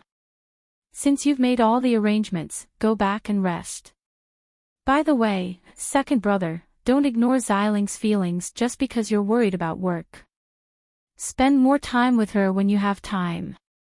In other words, the old man was implying that he should spend more time rolling in the sheets with Xiling and having children. I understand. Speaking of children, it had already been more than half a year, but there was still no movement. He had no idea why. When he and Gu Xiling got married, she hadn't had a man yet, so there shouldn't be any problems with her body. But in the past 6 months, he hadn't used any contraceptives. How could she not get pregnant? Don't think that Xing Kai didn't have any doubts. He was also curious about this matter. Therefore, he planned to arrange for a private doctor to do a self-examination when he had time. He would first rule out that there was no problem with his fertility. By the way, it's almost your half-year anniversary of your marriage with Xiling. You should go out and celebrate. Xing Kai nodded, intending to book a table at Empire Hotel. Although it was a contract marriage, over the past 6 months, the couple had been acting like they were the real deal. It was hard to tell if they were acting or not. No matter what, as a husband, he had to fulfill his responsibilities. So, he asked his secretary to make arrangements to book a table and prepare flowers for their half-year anniversary.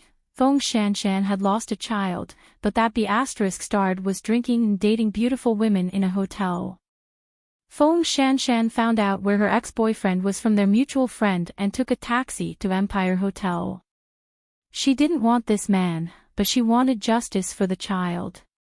So, she found the table where the man was having a meal with his new girlfriend in the restaurant. The man was promptly displeased when he saw her. "Didn't we break up? How could you find me here?" "I'm here to see why a man who just dumped his ex-girlfriend 2 days ago could go on a date with a new girl as if nothing had happened. We've already broken up. What do you care? I'm not trying to care about trash like you. I just want to tell this new sister that this man never wears a condom in bed. You could get pregnant by accident and then lose it to him, just like me." The girl felt disgusted at those words and rose from the table. "Sorry, I'm leaving." "What do you get back by doing this?" "I don't want to get back anything. I just want to see you disgusted." Slap, there was a loud noise, and Feng Shanshan was slapped in public just like that. "I gave you face, but you don't want it." Meanwhile, Xing Kai and Gu Xiling were in the open-air restaurant. Feeling their mood affected by the commotion, they called for the hotel manager.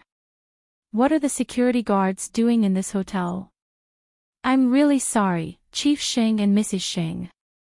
We'll take care of it right away." With that, the hotel manager led the security guards to Feng Shanshan and the scumbag. "I'm sorry, but could you please leave? You've seriously disturbed other customers. I'm your VVIP." The scumbag shouted. "You just have to chase this woman out." Feng Shanshan saw Xing Kai and Gu Xiling not far away. She had seen both of them when she visited the Xing family. Still, they probably wouldn't remember her. No, they wouldn't stand up for her even if they remembered her. Who did she think she was? In the end, it was Mu Chi-Chi who called. "The professor is asking why you're not here yet." "What time is it?" "I'm in Empire Hotel. I'm in a bit of trouble." For some reason, Feng Shanshan had the illusion that Mu Chi-Chi might be willing to help her. In Mu Chi-Chi's opinion, that woman loved to torment. Of course, she could understand that Feng Shanshan's current mood was exactly the same as Lu Qianshan's before. Even so, wouldn't you be digging your own grave if you went looking for trouble? "Miss, please leave, my friend will be here soon," Feng Shanshan said. "Feng Shanshan, this is the first time I've realized that you're so annoying and despicable." This time, Feng Shanshan didn't hold back and promptly slapped the scumbag across his face. "You don't deserve to call me by my name." Xing Kai and Gu Xiling were sitting nearby. Unable to hold back at the commotion, he turned to the hotel manager and said, "Aren't you going to ask someone like that to leave? She's affecting my anniversary with my wife. Miss, please." Hence, Feng Shanshan was escorted out of Empire Hotel by the security guards. Still, it was here that Feng Shanshan saw the disgusting faces of the Xing family. Over the last 6 months, she had been watching over Mu Chi-Chi on old Xing's behalf. Although she didn't expect Xing Kai to put in a word for her, it was quite cold-blooded for him to stand by and watch.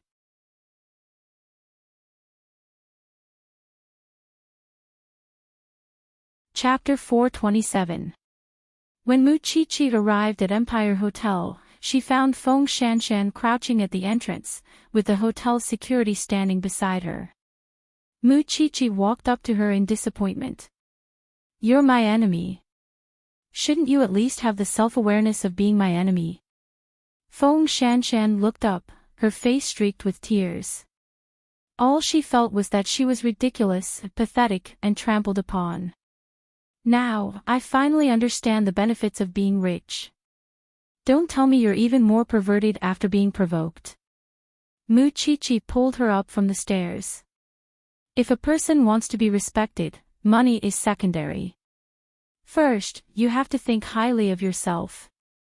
Having a rich boyfriend would certainly satisfy your vanity, but don't forget that rich young masters are not to be trifled with. Don't you regret ruining the crown prince? Why should I? Muchichi was so angry that she almost laughed. Although I don't want to admit it, your ability is indeed extraordinary.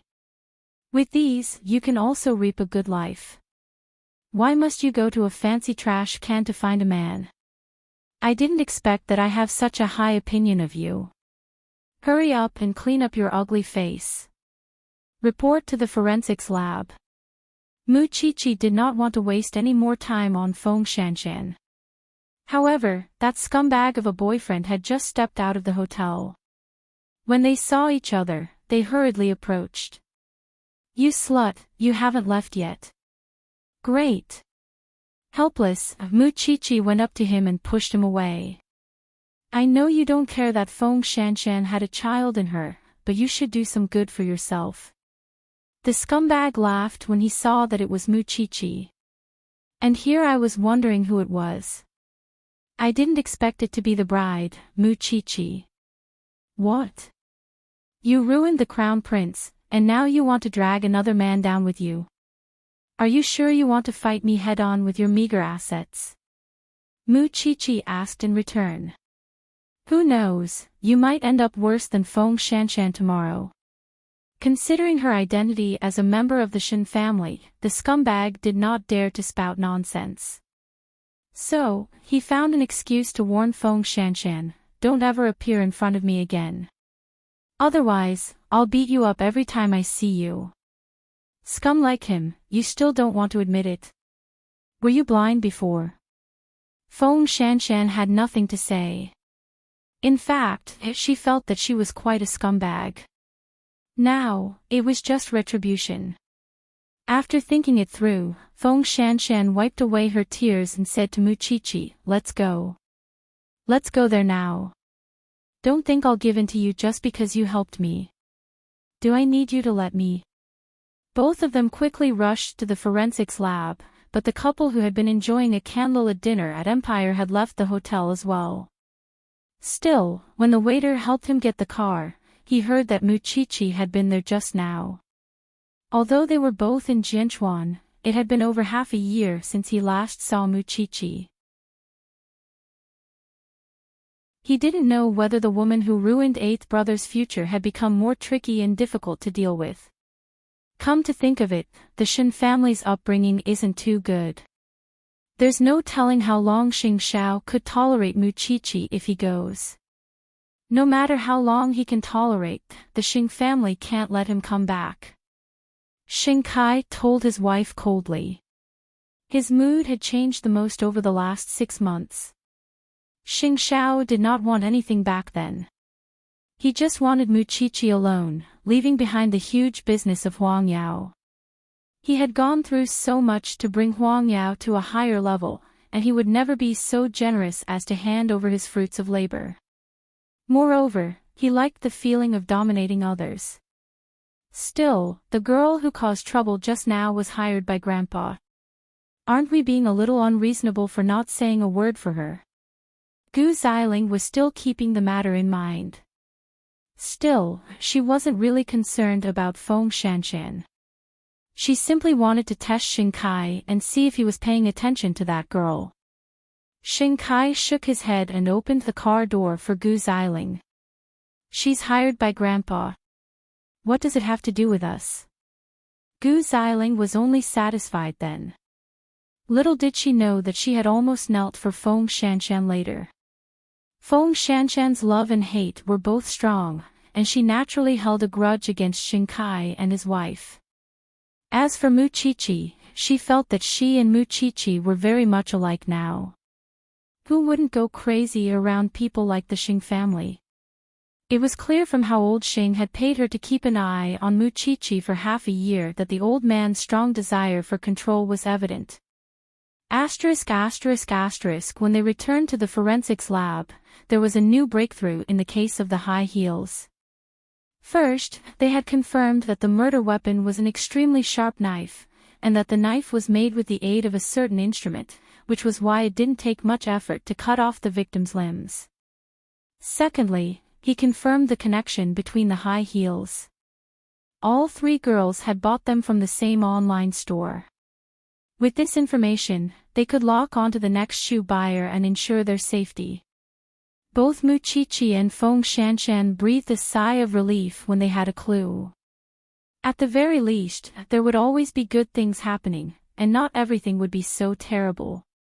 Unwittingly, it was late into the night. When Muchichi was about to leave, Feng Shanshan suddenly told her, "Do you know why I was chased out of the hotel?" Muchichi frowned. Because the current crown prince of the Xing family and his new wife were celebrating their 6-month anniversary up there, and he said that I was disturbing them. So, the Xing family is really annoying. Muchichi sneered and returned home. She felt much more relaxed now that there was a clue to the case. Still, she was a little tired after so many things had happened today. Come to think of it, Feng Shanshan is really an idiot. She knew that going to that scumbag was overestimating herself, and yet she still went for it. Perhaps she wanted to die with him. Xing Xiao smiled softly. Blah. That scumbag wouldn't be hurt even if she blew herself up 10 times. Muchichi retorted. That's why a girl has to be clear about people. And did you know, Xiao Xiao? Second brother has really changed a lot. He's so powerful now. I've never doubted his ability, but he's never been a strong-willed person. That was why Xing Xiao trusted third brother more than Xing Kai. And as it turned out, he had the right eye. You're tuning into the LoveLore Library YouTube channel. We're so grateful for your support, and don't forget to subscribe to join us on this incredible journey through captivating stories. Your generosity through donations truly makes a world of difference, as it's the primary source of revenue that allows me to expand and enhance this channel for you. Thank you from the bottom of my heart for being a part of this adventure.